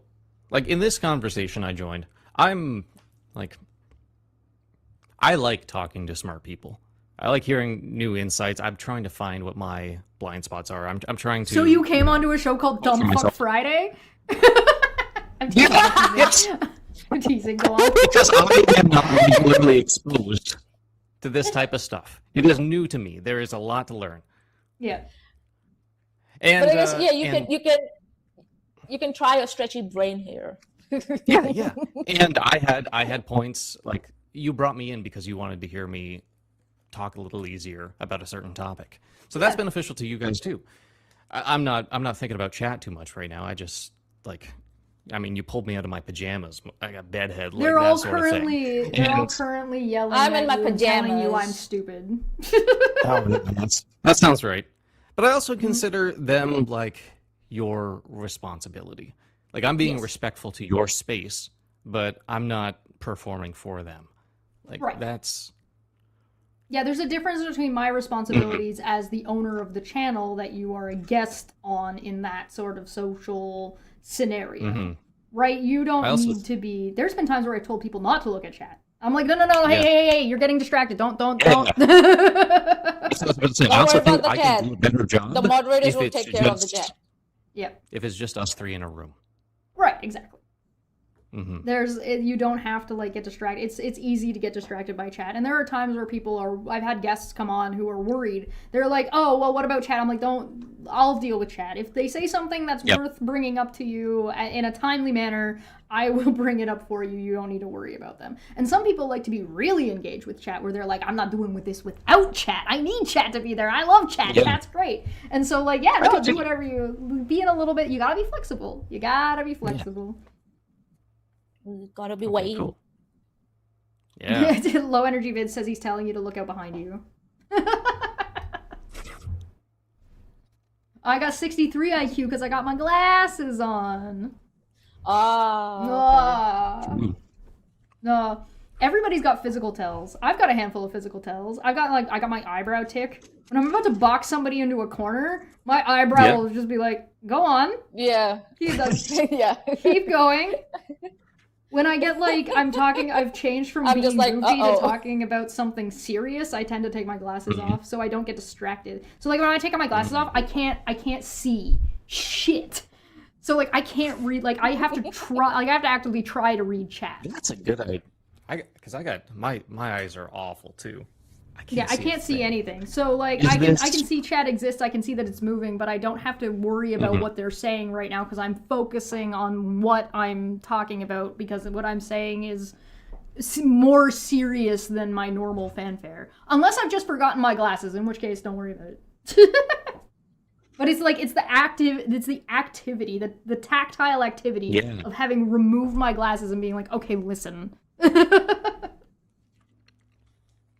Don't think it works for me. I think my eyes are trying to focus on things that they can't focus on, and it's actually distracting for me. Yeah, sometimes it can be that way. I will be engaged maybe for first 1 hour, and then afterwards I'll be like, I'm all over the place. My eyes just start moving here and there because I'm listening, but my eyes need to see something else because I'm just like all the time. I'm just like all over the place, and sometimes I do zone out, and Chesh has to be like, "Right, Manya?" And I'm just like, "Huh? What?" And she's like, I'll bring out the keys. The keys. Yeah, so that's me. I haven't like I don't know, Chesh. You and I you have been on other people's channels, right? I haven't been. Yes. I've been on other I've been to people's channels. Dapper's channel. I've been to Dapper's channel, yeah. But apart from that, I've not been on anyone else's channel, have I? You've been on Dapper's channel. You were on. Were you on? I don't think you were ever on NSS. You were on Steve's channel. Steve's channel, yes, not on NSS. No. Were you ever on never. the GDC? Yeah, but that was just Katie Joy shit. Like, oh, okay. Yeah, you haven't spent a lot of time going other places. Yeah, so I'm just like, I'm only used to the chat that's my chat here, so yeah. So Well, you were on Low Energy Viz's channel. Oh yeah. Yeah. So I'm used to the crowd here, and I know that I don't have to like perform for them at all. Yeah. So I'm just here, just being who I am. Don't have to worry about it. So it will be different, obviously, if I go to someone else's channel and they have a different set of audience. If I don't see these familiar faces there, then that would be a different. For sure. No, I get that. How I think will. for me, it's I might be like, more attentive there, not Yeah. go around that much possible. But I have my limitations. I have a limit on my clock. After a while, I just like stop like focusing, and I just get lost sometimes. Unless I'm the one in charge of the stream, if I'm doing something, that's fine. I can go for hours. Chesh knows that. But if it's like someone else is also involved and they are leading the chat and the stream and everything, I tend to take the backseat and just go, okay, I can get distracted if I want to, and then that's me. So yeah. So that's me. I like when people take control and I don't have to worry about anything. I'm just like, okay. It might balance things out too. Like if you have too many people trying to lead all the time, it's a bit intense. I don't know. Sometimes I do like overwrite Chesh a lot. I start talking. I'm saying that's good once. Okay, there she goes. Okay, let her talk. And I'm just like, one more point. I was like, I'll let you go. I think how I approach a situation like this, like being mindful of the audience and things like that, would change based on like preparation. Right now, my camera's not set up how I want. My lighting is not set up how I want. My mouth feels gross. I had breakfast and got called onto this thing. Like I need to brush my teeth. Like it's that sort of thing. This is like right now, this is what I'm capable of doing well. Is just having a conversation with you two. Yeah. If I tried to push myself any further than that, the rest of what I have prepared just doesn't support that, so I'd be juggling too many things. I think that's it. Sure. Well, and that's part of the reason why. So this is why having a producer for a live stream is incredibly valuable. And if you can get one, because they're going to basically enable you to just focus on what you're doing and whatever you want to focus on, as opposed to fucking juggling 7 or 8 different things, which is a lot more difficult. So it depends, right? And like there's something Feline brought up that I also wanted to point at, that Manya views this space as her space. Like she is comfortable. She views this audience as her audience, as her people, as her chat, right? And not everybody is going to feel that on a channel that they don't own, Manya. I'm just giving her a hard time. I'm a manager here. You absolutely, and I have regularly been like, no, Manya, if you want to do something, just let me know. Go for it. Go do whatever you want to do. It's fine. So, like, she's comfortable with that because I've made that space for her to feel comfortable to do so. But that's not going to apply to everybody all the time, and especially not going to apply to somebody whose channel you're not familiar with. If I go on to Andrew Wilson's channel, again, for example, or I go to talk to Pirate Software, for example, I am a little nobody, and the power dynamic is... But you need to be prepared for that power dynamic based on where you're going. The power dynamic is here, in actuality, is me, Manya, you, in that order. That's the hierarchy. Now, it might not always seem that way, it might not always feel that way, depending on what's going on, but that is ultimately what the hierarchy is. Because at the end of the day, I'm in control of all of the things. So it makes it a lot easier to be more comfortable because, I don't have to care about some dipshit in the chat coming in here and telling me windmills are for China.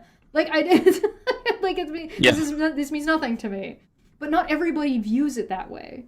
If somebody in the chat starts yelling something, like, for example, like, oh, will you debate Andrew Wilson? Will you debate Andrew? Is that a yes? Is that a yes? Is that a yes? People might feel pressured to say yes or no, or feel like they have to say yes. And I'm like, well, who the fuck are we talking about? Am I thinking of the right person? And then you drag it out, and sometimes you do that shit on purpose. And so it's just a matter of knowing what you want, who you are, what you want to present, and then how to do that. Because that's where Pirate Software falls off, right? He knows what he wants. He thinks he knows how to do it, but then he's not getting the response he wants. Mm-hmm. So, but he doesn't have the adaptability to change what he's doing because he thinks that too much of his personality and what he's built, his integrity, is wrapped up in that stringent box that we talked about. Mm-hmm. Andrew Wilson's personality is wrapped up in his, like, it's propaganda, in that red pill ideology. So if you want to shake somebody out of that ideology, you're not going to do it by going onto a stream with them in their space. But the only way you're going to get to anywhere is to be in their space and meet them at their level. The problem is I might be able to do it with Pirate Software. I'm never going to be able to do that with Andrew Wilson. Right? Because I can meet Pirate Software where he's at. I am a woman. I cannot meet Andrew Wilson where he's at. I'm not allowed to do so because of my gender and who I am. And that is sometimes a thing that matters. Who is having the conversation may or may not be more or less value based on who is talking. And sometimes there's nothing you can do about it. Is that fair? Is that reasonable? Is that logical? Does that make sense? No! That's bullshit! But then, so what? It is what it is, and you need to accept that that is the way that it is. If you wanted to change Andrew Wilson's mind, you don't get me to go up there. You get somebody like Keanu Reeves to go up there. You get somebody who is like Aragorn, to like Viggo Mortensen, to go and be like, go be a man, be a calm, chill dude who's a good person who knows their shit and is able to be like, yeah, but this sounds like a you problem. In like a commanding man tone, because that's the only thing that's gonna work. That's gotta be so annoying. It is what it is. Well, that's the thing. That's the thing. You're both right. It is what it is, and it is so annoying. That's the fucking point. That is the point of radical acceptance. Are you going to invest emotional energy into being annoyed at this thing that you have no control over? Yeah, it's fine. Yeah, right. And it's also like no. It's not just you can, and it's also like, again, like Chess said, he's not going to listen to all men, right? Andrew, he's not going to listen to all men. He's only going to listen to certain type of men, but women, no chance. Yep. Unless the women are really subversive and are really, really on his side, that they attack other women who are on the opposite side. And maybe then also you might not get an opportunity at all. Well, then you're just a token. Yeah. Then you're just a token. Yeah, So the only way, like, if you really wanted to do like that the subversion tactic of like, you would have to do it in his private life, not in the public space. You would you would need to do is you would need to be a person that he cares about as an individual. And then you would need to do this incredibly manipulative fucking, I am slowly subverting and change your mind incredibly gently over time without you even realizing it. And that would be years of fucking psyop work. Especially when this kind of content and this kind of approach provides, livelihood. Well, right? it's also the issue of the I can fix him mentality. And you need to not be in that space if you're going to do that. The I can fix him mentality is a female dominant mentality, but not only women. This is just, it tends to be represented more by women. Mostly. Stereotypes. It's this I can fix him mentality usually is coming from a place of earnestness, not manipulation. It's coming from a place of, if I'm earnest enough and I try hard enough and I give enough, this person will recognize that and then change their behavior. Yeah. That is not how you change somebody forcefully. If you want somebody to change, you need to manipulate the fuck out of them. And is that the kind of person you want to be? If you want to make a change. Well, and here's the thing. Are you doing it for the greater good? Do you think that do you think that changing them is going to be for their good? How do you know that? Who are you to make that decision? I didn't say change for good. I said if you want to change them. Oh yeah, you could change somebody for the worst. You could absolutely just degrade and just manipulate somebody. Like, people are Play-Doh. People are so Yeah. easily suggestible, and the more emotional they are, the easier it is to do. That's I what feel trolling is attacked. on the internet. I feel think saying attacked. for good kind of like that's the part I have trouble with. I think that takes away the individual part of it because nobody knows what good is. But if you're saying I want to change this person because I think the world would be better if they were different, I have no Or problem. you think with they that. would be better if they were different. Or you think they'd be better Yeah, in your like, and- direction if they were different. And I could be wrong. There are Mhm. flaws in that people can point out, but you just have to accept it. Like that's. I think own it, I guess. there's reasons in personal relationships to want somebody to change their behavior that are valid and reasonable and probably a good decision to make, like a positive decision. I think, though, that there is a lot of consideration that needs to go into place when you decide that that's something you want to do, and generally you should get a therapist involved. Yes. There should be a third party involved that doesn't have skin in the game in the same way that you do. And then there is like the whole other there's the whole other thing about if you're talking about like an extremist point of view, right? So like Low Energy brought up Trump. Yeah. Here's the thing.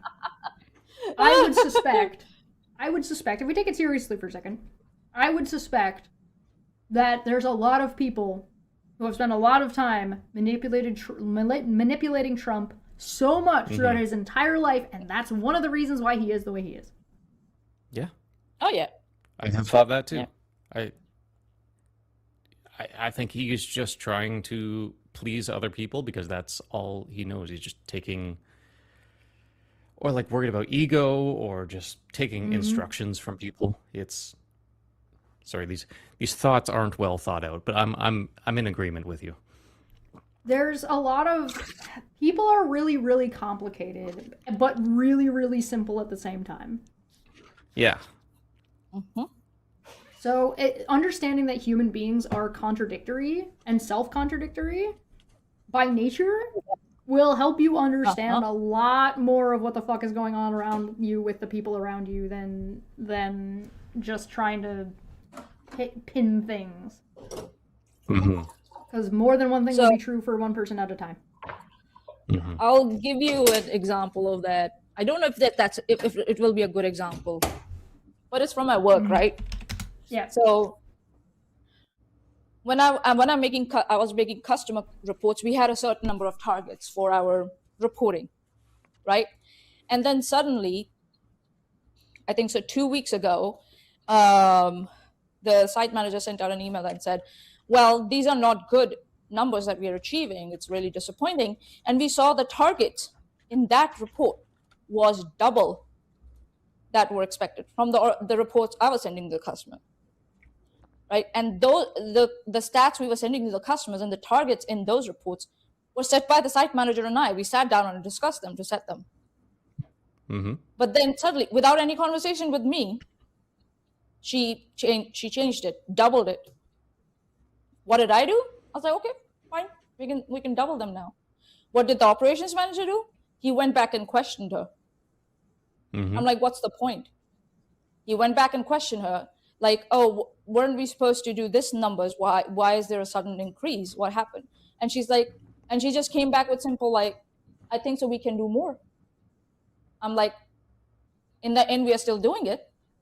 Because I knew we will still end up doing it. There's no point of going against her because she's the site manager.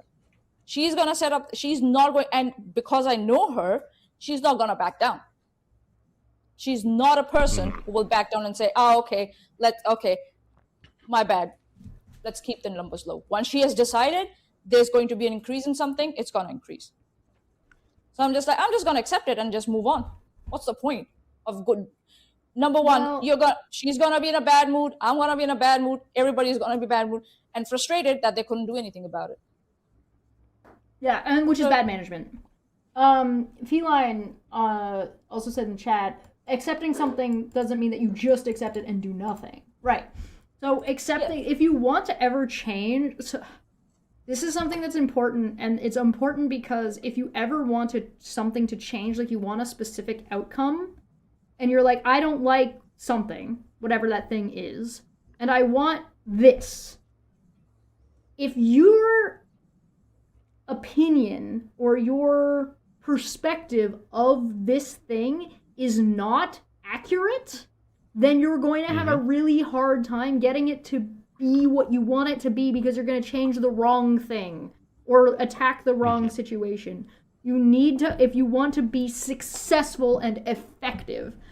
Now, just because if you got something wrong doesn't mean you can't change things. It just means how effective are you? How fast is and how easy is it for you to make that change? If you do not and are not able to recognize something the way that it is for what it is and then accept that, to then be like, all right, so what do I need to do to make it change to the way I want it to be? I could have like, for example, like this conversation. This conversation can be whatever I want it to be. Why? Because one, I have the most power here. Right? I'm the person in the position of power. And two, because I am very, very good at what I do. So if I wanted to make this a confrontation, I would spend way less time extrapolating or evaluating or like the way I ask a question in the tone that I'm using. I could simply say, like, what do you mean you think Pirate Software adds something? What the fuck are you talking about? What the fuck could he possibly add? Oh, you mean he did this thing a couple of years ago that made a couple of nerds feel better about themselves? And what did they actually do with it? Did any of them actually go and make a game? Is there any game that I can buy now that I wouldn't have bought? Is it even any good if there is? Like, you see how this fucking, like, da-da-da-da-da-da-da. And suddenly it's confrontational in a way that is not productive, but could be entertaining. Yeah. Depends on who your audience is.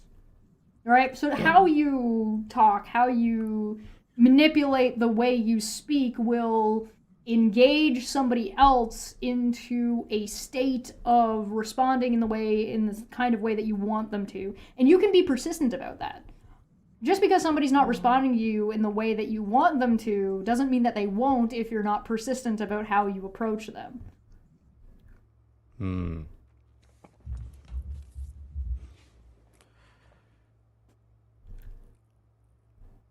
Just reading chat.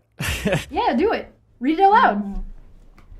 Well, I can only see half of it. I'm only on Twitch right now. VMix? I see a lot of the messages are coming in on YouTube. On yeah, YouTube. Feline, you're looking at what Feline said?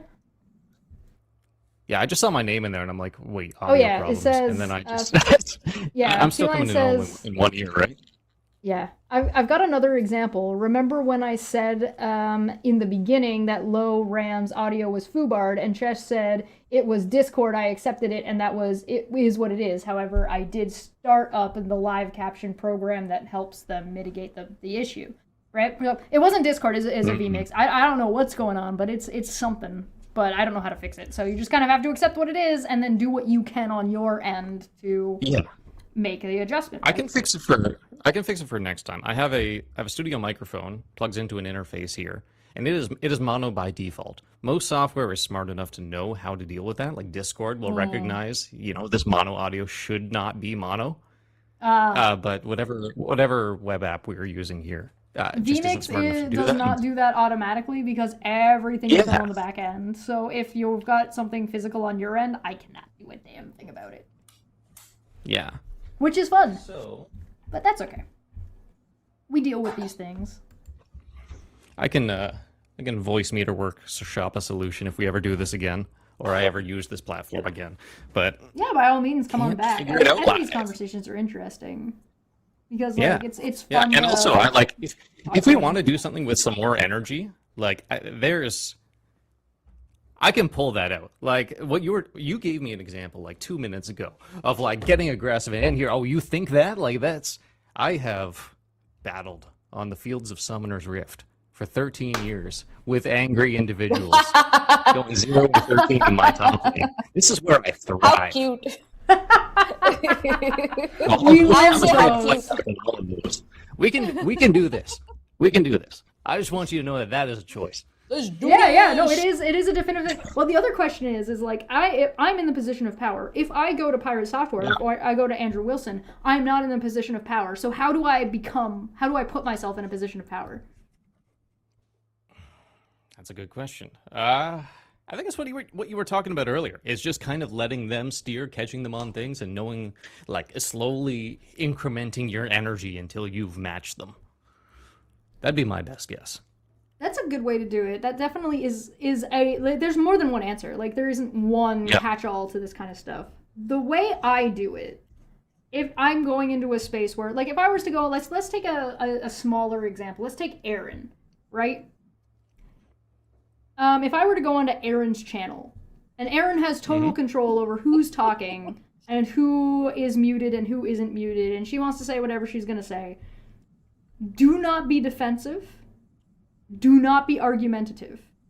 You let her go, because now the audience is used to her talking. Now they're waiting to see what you have to say. And as soon as you've caught that attention, your attitude when you enter into a space is going to control so much of the situation. There is a big difference between if I enter into a space like this. Hey. Yeah. How's it going? Or if I enter into a space like this. Hey guys, what's up? What's going on? Or if I enter into a space with, hey, what's up? It's me, your boy. Like, all these things. Will change the space, and part of how you enter. Hello? Did you do that on purpose? No, I just hit the button on the side. That would have been so funny. I should have left it. Shit. Oh, you gave the guy antennas. Oh yeah. That's nice. And Feline's got it right. Presence of space, right? You have to know the space you're entering in, understand a little bit about the person and their audience, and then enter into that space at the level you want to be at, and then you need to be consistent. So if you want to meet somebody at their energy, you don't necessarily want to increment that, because if it's an ego issue, like for Pirate Software, you don't want to increment that.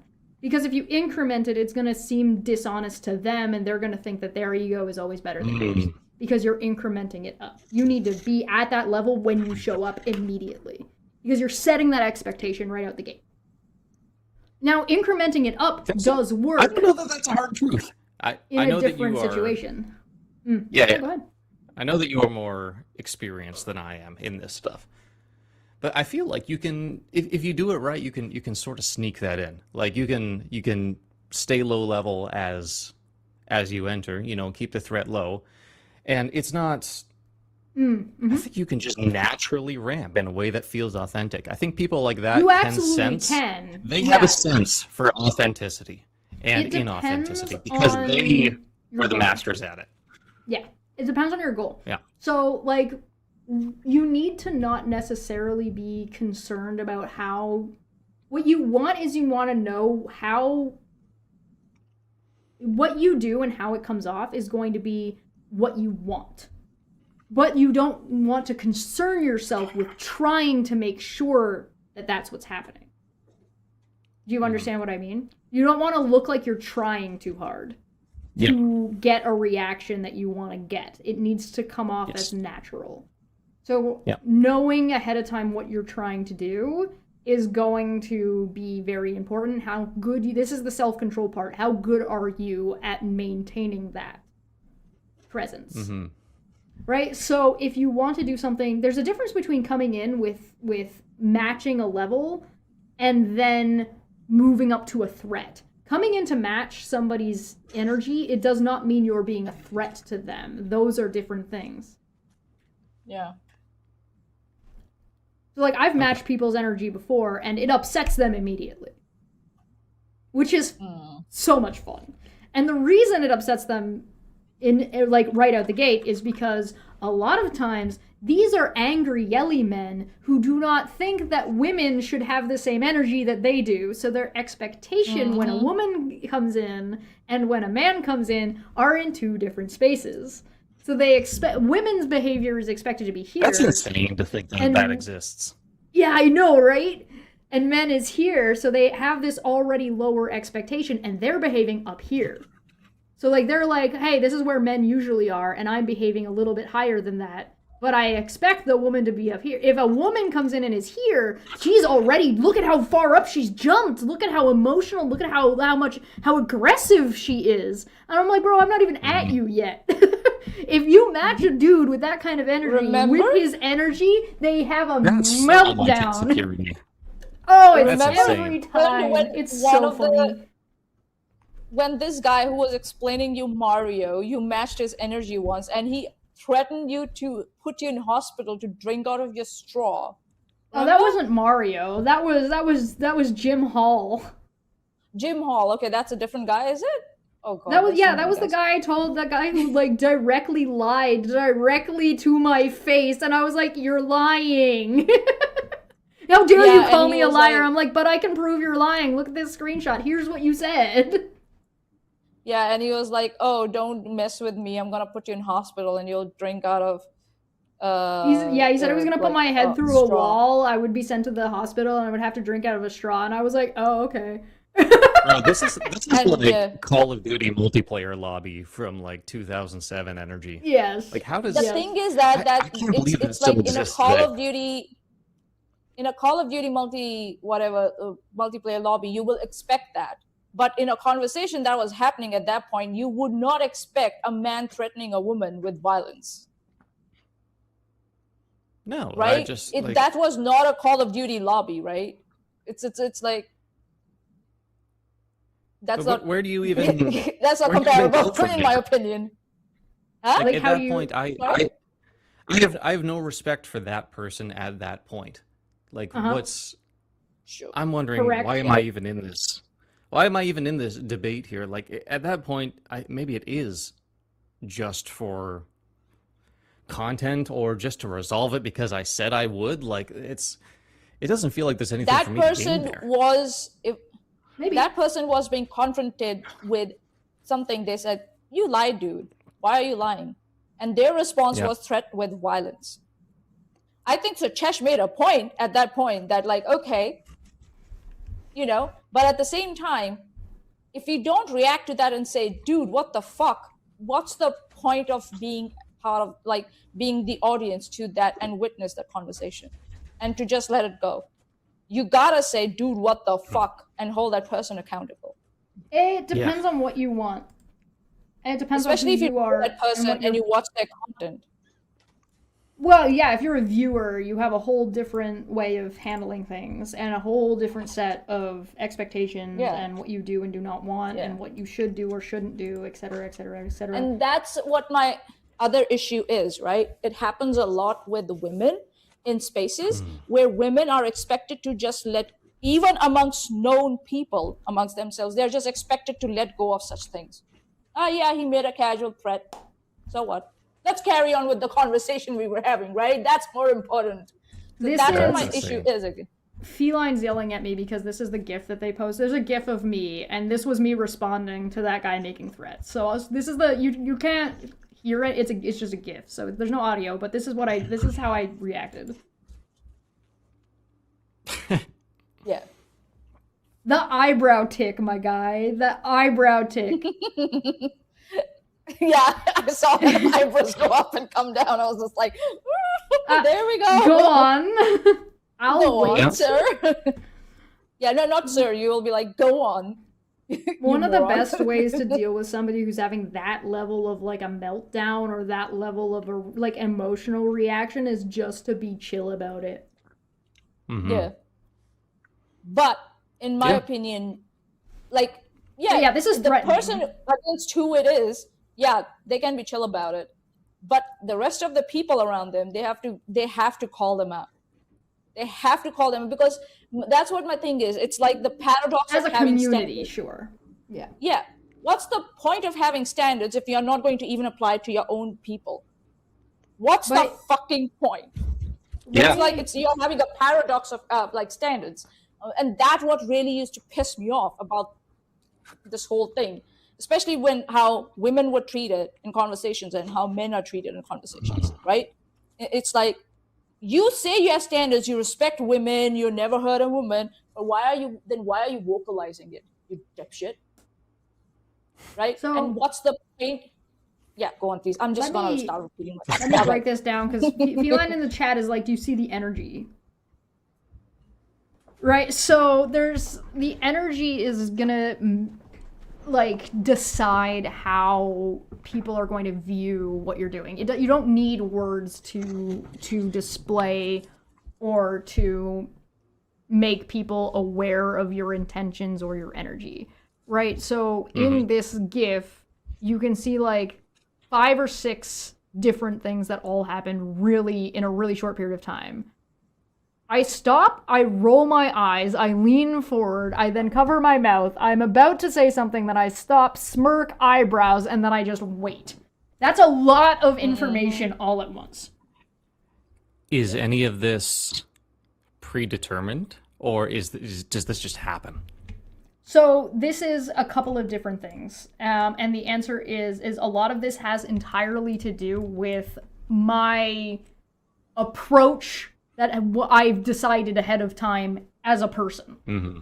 So this is part of just like who I've developed myself to be, which is intentional, right? So some of this is reactive, but the reaction is something that I've intended the whole time. So a lot of times you will see when somebody gets aggressive, they will lean backwards. When people get aggressive with me, I do not lean backwards, I lean forwards. Yeah. If people get yelled, there is microprocessing that you can see as well that are just like the eyebrow tick is not intentional. That is a tick that I have when I'm like, oh, okay, I see where we are here. That is my point of this is where I've decided I'm going to exist. This is what I'm going to do, right? So the stop is intentional. They said something and I'm like, okay, they're gonna talk. And one of the reasons why I covered my mouth is that's a micro reaction to be like, I'm not speaking. That is like a body language-y type thing where I'm stopping myself. Mm-hmm. And then I go to say something that I'm like, no, we wait. And I'm like, this is where we are. This is where we are. I'm just going to settle down here and I'm going to wait. But there is nothing about my body language, nothing about what I'm doing in this space is pulling back. Nothing about this is move forward and then stay there. I'm not going more forward. I'm not moving backwards. I have moved to my space and I will occupy this space and I am not moving. Right? And there's just this, I'm waiting. If you see me do this, you are already fucked. You've already put yourself in a bad position, I assure you. Because you can see, like, I'm already leaned back, and I'm like, okay, so what about... Oh, all right. Go on. Hang yourself. Go ahead, I'll wait. I'm watching the show. So, like, there's like, a slew of these things, but all of these things are part of who I have built myself to be. Yep. And how, like, I know how I want to respond to X, Y, or Z based on, like, what the things I know stupid people do on the fucking internet, or when people get emotional what they're gonna do. Art. Yeah. It's a practice I totally understand. That's what it is. I've got these things for, like, different niches, just not this, like, aggressive debating type thing. I would love to hear, like, the transcripts of you arguing with, like, a service provider for overcharging you. I feel like those would be crazy. I don't know if I've ever done that. That would be fun. No? No. The interlinked fingers, sign of self-soothing. Yeah, there's a degree of, like, where I have to, that is me, I am controlling myself. That is, if I'm doing, like, one of these, that is me reassuring myself, like, it's fine, you wait, don't worry about it. But most of the time I'm not really worried in the first place. It's more of, like, this is a physical stopper for me to be like, Yeah. We are here, we are waiting. Okay. I hate to interject. I've got a work meeting in 15 minutes. That I got. Oh dang, he's got a job to do. Yeah, get the hell out of here. Yeah, we are doing this on taxpayer dollars. Don't tell anyone. Yeah. Get on out of here. Have fun. Have a good day. Yeah. Good conversation. Were you not listening? I'm a cybersecurity analyst. That's what we led with. Oh my god. This poor man. Okay, I should get you to I gotta come go. on and do a lecture Thanks for the sometime. invite. This was Yeah. cool. Did you have a question before I go? Oh, Me? Yeah. No. Okay. No, I'm okay. I guess I'm just reading things. Okay, I'm gonna go. Bye, Thanks everyone. for coming. Thanks for hanging calling out. in. Bye bye. Thanks a lot. Cheers, Bye. man. Have a good day. Cheers. That was fun. Yeah. That was good. Low energy vids in the chat asked an interesting question that I feel like I should answer, but I don't know if I'm gonna have a satisfying answer for. And it says, when did you get flummoxed by someone on a debate where I've been flustered? I don't know if there is an on-screen conversation where I've been flustered like that. Like what you're expecting.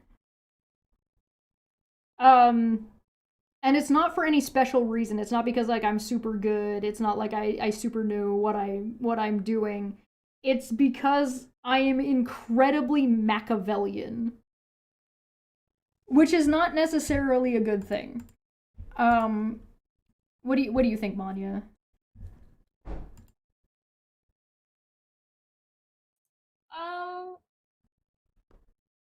I think first of all, you don't go into debates where you don't think you have some kind of like,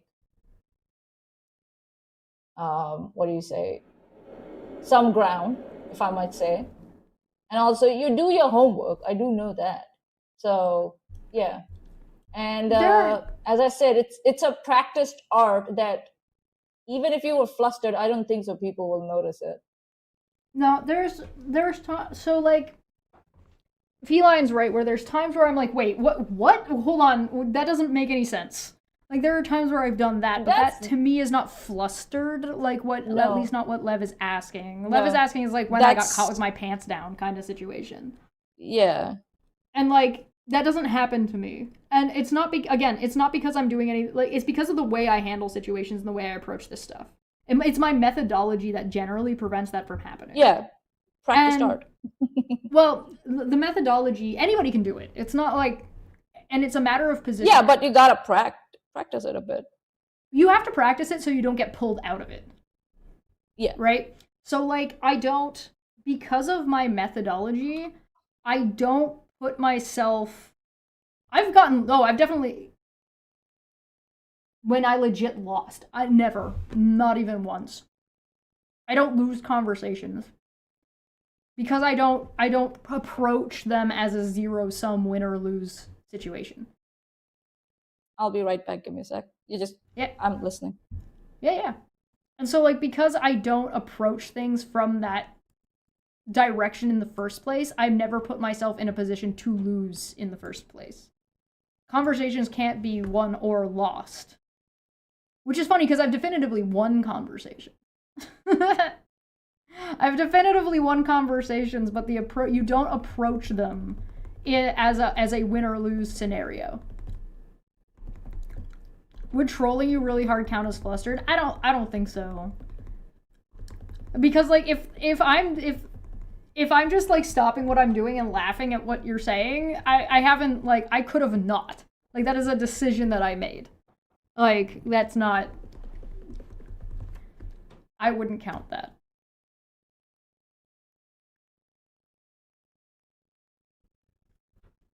So you could, in theory, lose a future one. Yeah, I mean, if I were to do, like, if I, like, quote-unquote, like, I would say I lost a debate to FTFE one time.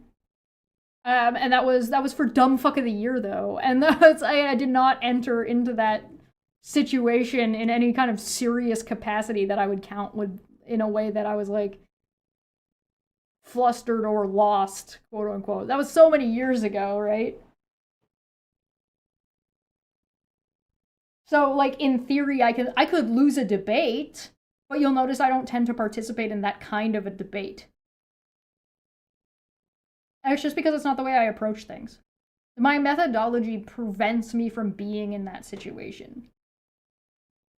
Right? So, my approach and my positioning, and the methodology that leads me to that, means I can almost never lose. Because, like I said, every interaction is decided as make that decision as deciding a positive outcome, a neutral outcome, or a negative outcome. Why would I ever participate in something that's going to be an overall negative outcome for me? I don't. Why would I do that? For what? It's useless. It's going to have a negative impact on me. Why would I do that?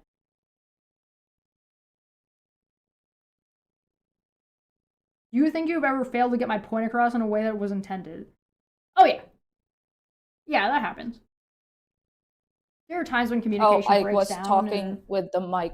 Oh! On mute. Yep. Go ahead, Manya. I was like, Megan has the right idea. If you wanted to fluster your opponent, wear the bunny suit. Now she gets it. She gets it. Why do you think Chesh wears the bunny suit when she wears and the cow suit when she wears it? Why do you think she does that? You get it. You did get defeated by a wine bottle, though. It took me so long to open. Ah, the wine bottle. The wine bottle. The one thing about that, like, if I had to pick one thing that I found actually irritating, it's that joke.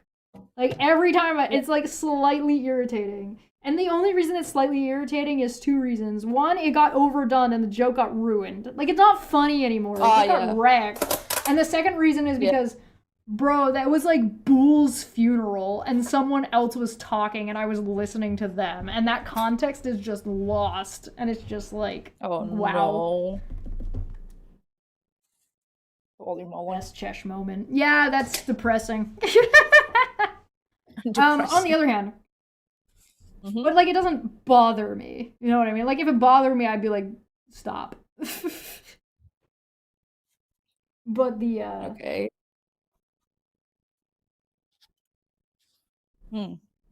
You got rum and coke drunk until you wanted to hug the floor. Dapper posted, but Dapper put that one the best way, and it's like I drank myself under the table. that was intentional. One of the things that it comes with to do things the way that I do them comes with a degree of confidence in yourself. And I don't mean that you're confident in what you're saying at the time. I mean, do you trust yourself? And how much do you trust yourself to do what you think you're gonna do? How well do you know yourself? I know myself. I feel like I know I'm very confident in how well I know myself. In that I know that there are things that I will do and things that I won't do. So I know I can do certain things to a certain degree. And I know that I won't do these things under X, Y, or Z circumstances. And so I can trust myself in setting up the scenario. And so when I set up the scenario, I'm good to go. I can let it ride, and I know I'm not going to do X, Y, or Z. I'm not going to do anything that's going to get me necessarily in trouble. Right? I also don't get embarrassed. Like, because I don't care. Like, I have no value to that. I'll be cringe as shit. I'm not cringing at me. You're cringing at me. That's a you problem. That's your problem. Exactly. And so, like, I just set myself. You should value yourself enough in a way that you should set yourself up for success, whatever that looks like for you. It's not going to look the same for you as it does for me. One of the reasons I don't lose, quote-unquote, conversations is because I position myself in a way where I'm not really taking much of a position, you'll notice. I don't take hardline positions because I don't value hardline positions most of the time. Why should I? I'm willing to be convinced. I'm not married to the idea that Pirate Software did good things or didn't do good things in his time on the internet. That's fine. I don't have to be married to that idea. You gotta be stretchy. You gotta be flexible, man. When you're flexible, you can just let things roll off and you can just let things bounce off. It's fine. It's not a big deal. Who cares? It's all right. You don't have to. You get to pick what you decide you want to be attached to and how that affects you.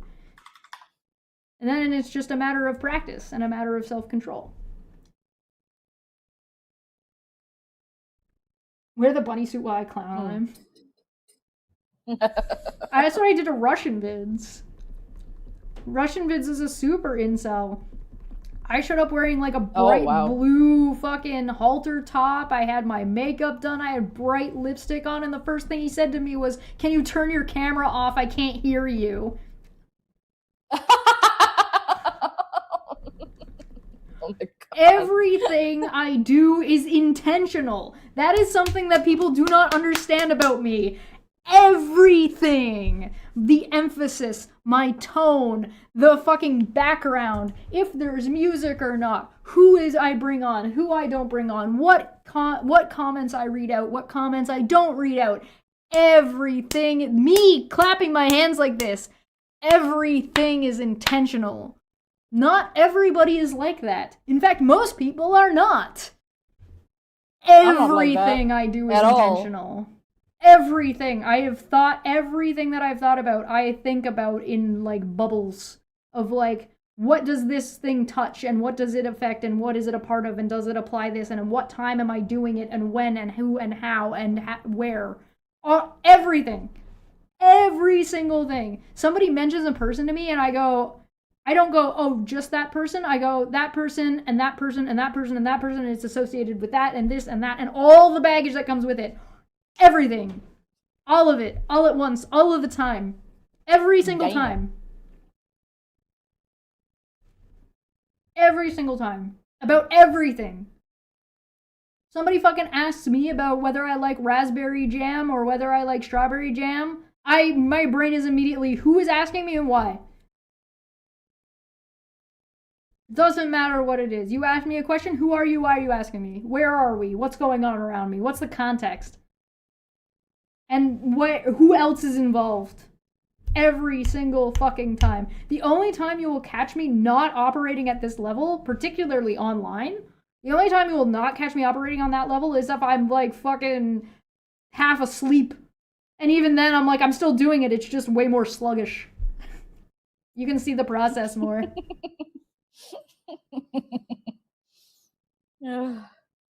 And low energy in the chat. It's so different from me. I'm pure vibes and suggestion from outside sources. And that's fine. It's totally like that. No, none of these ways is better or more right or a better way to be. It just is. And you can decide, are you happy with that?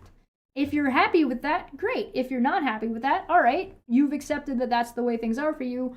What do you think you want to change to?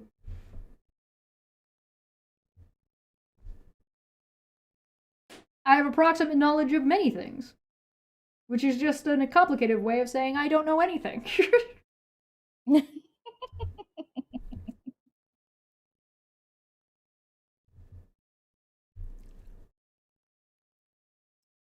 Oh, people never get it. The people I fucking, especially people that criticize me, like that try to criticize, like people like Aaron, like people who try to criticize me, never understand where I'm coming from. They never, I tell them exactly what I am doing and how I'm going to do it, and they will fall for it, and they'll still do the wrong thing every single time.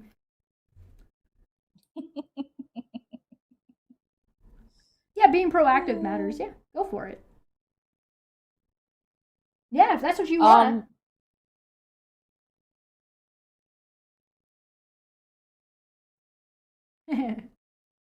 For me, it's like how petty I'm feeling.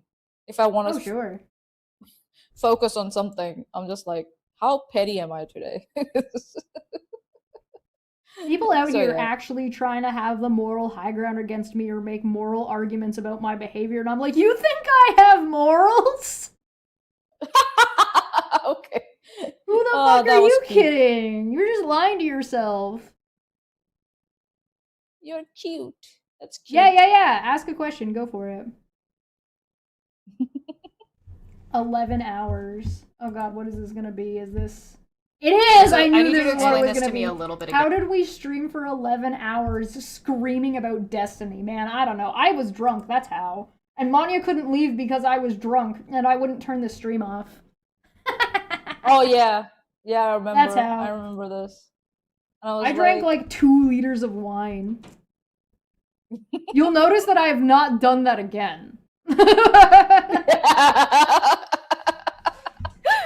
She's like, I'm not putting Manya through that again. No. Have I ever made a mistake streaming? Yes, that stream was a mistake. You'll notice I haven't deleted it though. Hold on, the pause face I just got. Hold on, Chesh. The pause face I just got. Okay, this is funny. This one is funny. Oh my fucking god. and mine. Look at and mine also. Hold on. Brother, are you? What am I doing? What is my hair? What the fuck? That's... Dude. Oh my god.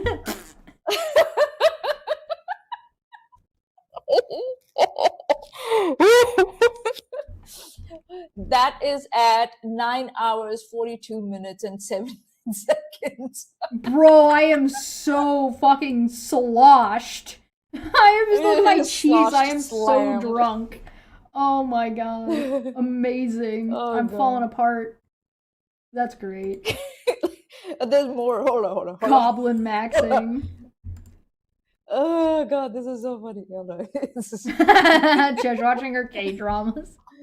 How intentional was this, Chesh? This smacking of hands? Tell me. Oh, it was. No, you don't. No. This is what I mean by people don't understand. Even when I am drunk, what I am doing is still intentional. I might make more mistakes. Like, I might make more errors, but it is still intentional. And then she takes off her. I like how you've decided that me making goofy faces while I'm talking that you've pause screened on is somehow an argument against me. No, I'm not saying it's an argument against you. I'm just enjoying your goofy faces. That's all I'm doing. Oh my god, I do have such a. You got your glasses over. I'm just like, here we go. Right now. Oh, I am yelling. I don't know what I'm saying, but I am certainly yelling. Yeah. Yeah, you're yelling.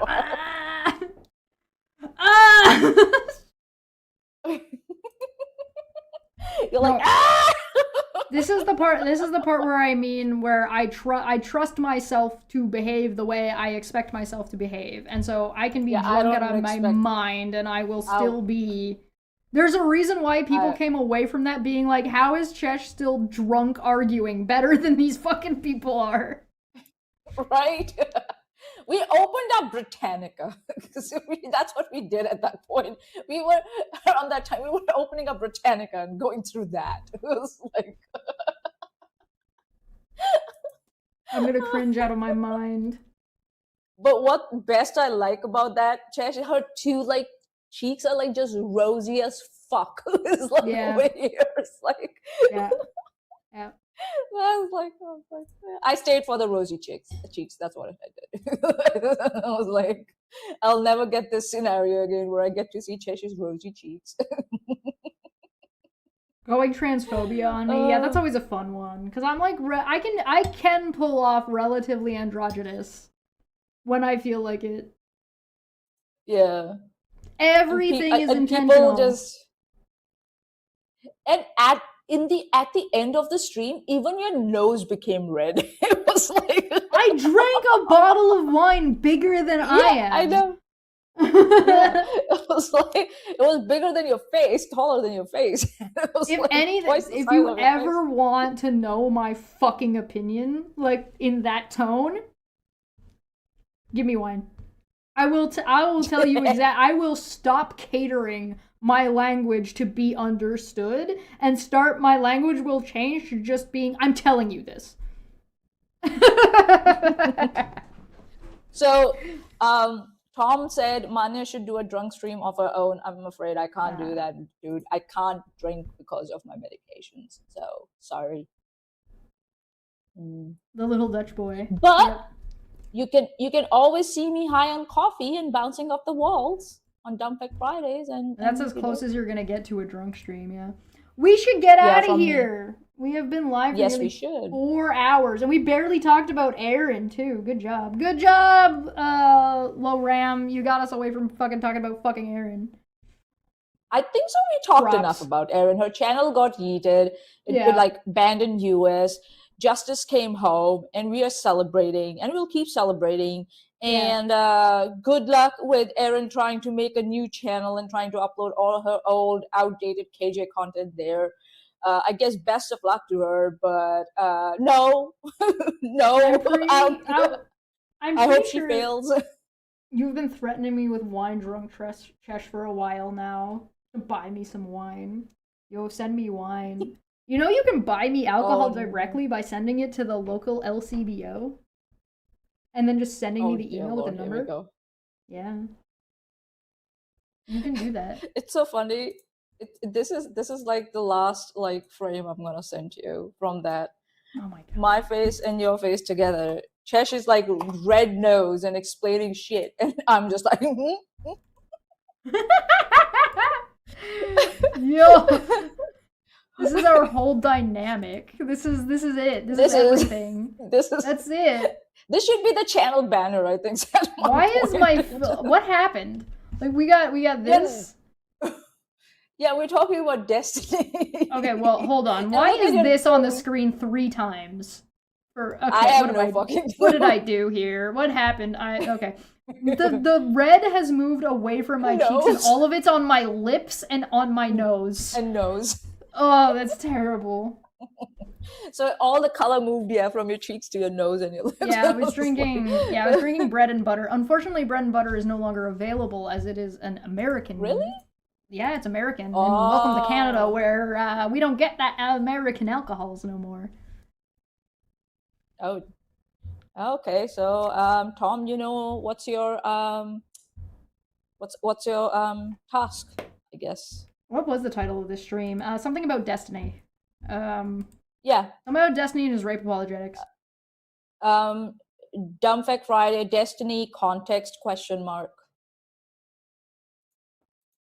As long as the wine is red, it'll be fine. You'll get the same effect. If I remember correctly, Tom, your task is to get her wine. That's what your task is. What the hell? If I remember correctly, my guy, fucking Generic joined us for that.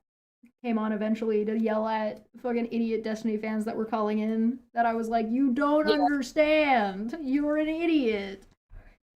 Yeah, we had a lot of drunk yelling at them. Calling it. Yeah.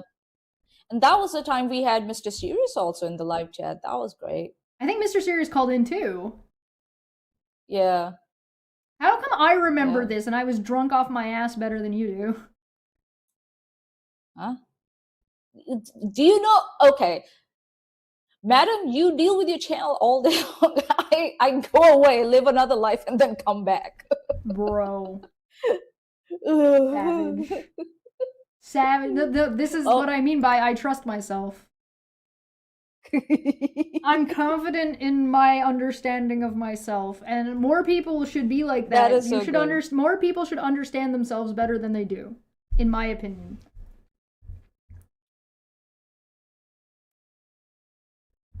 Okay, let's leave. I just realized I just go by, especially with work, I just go like, oh, something new popped up.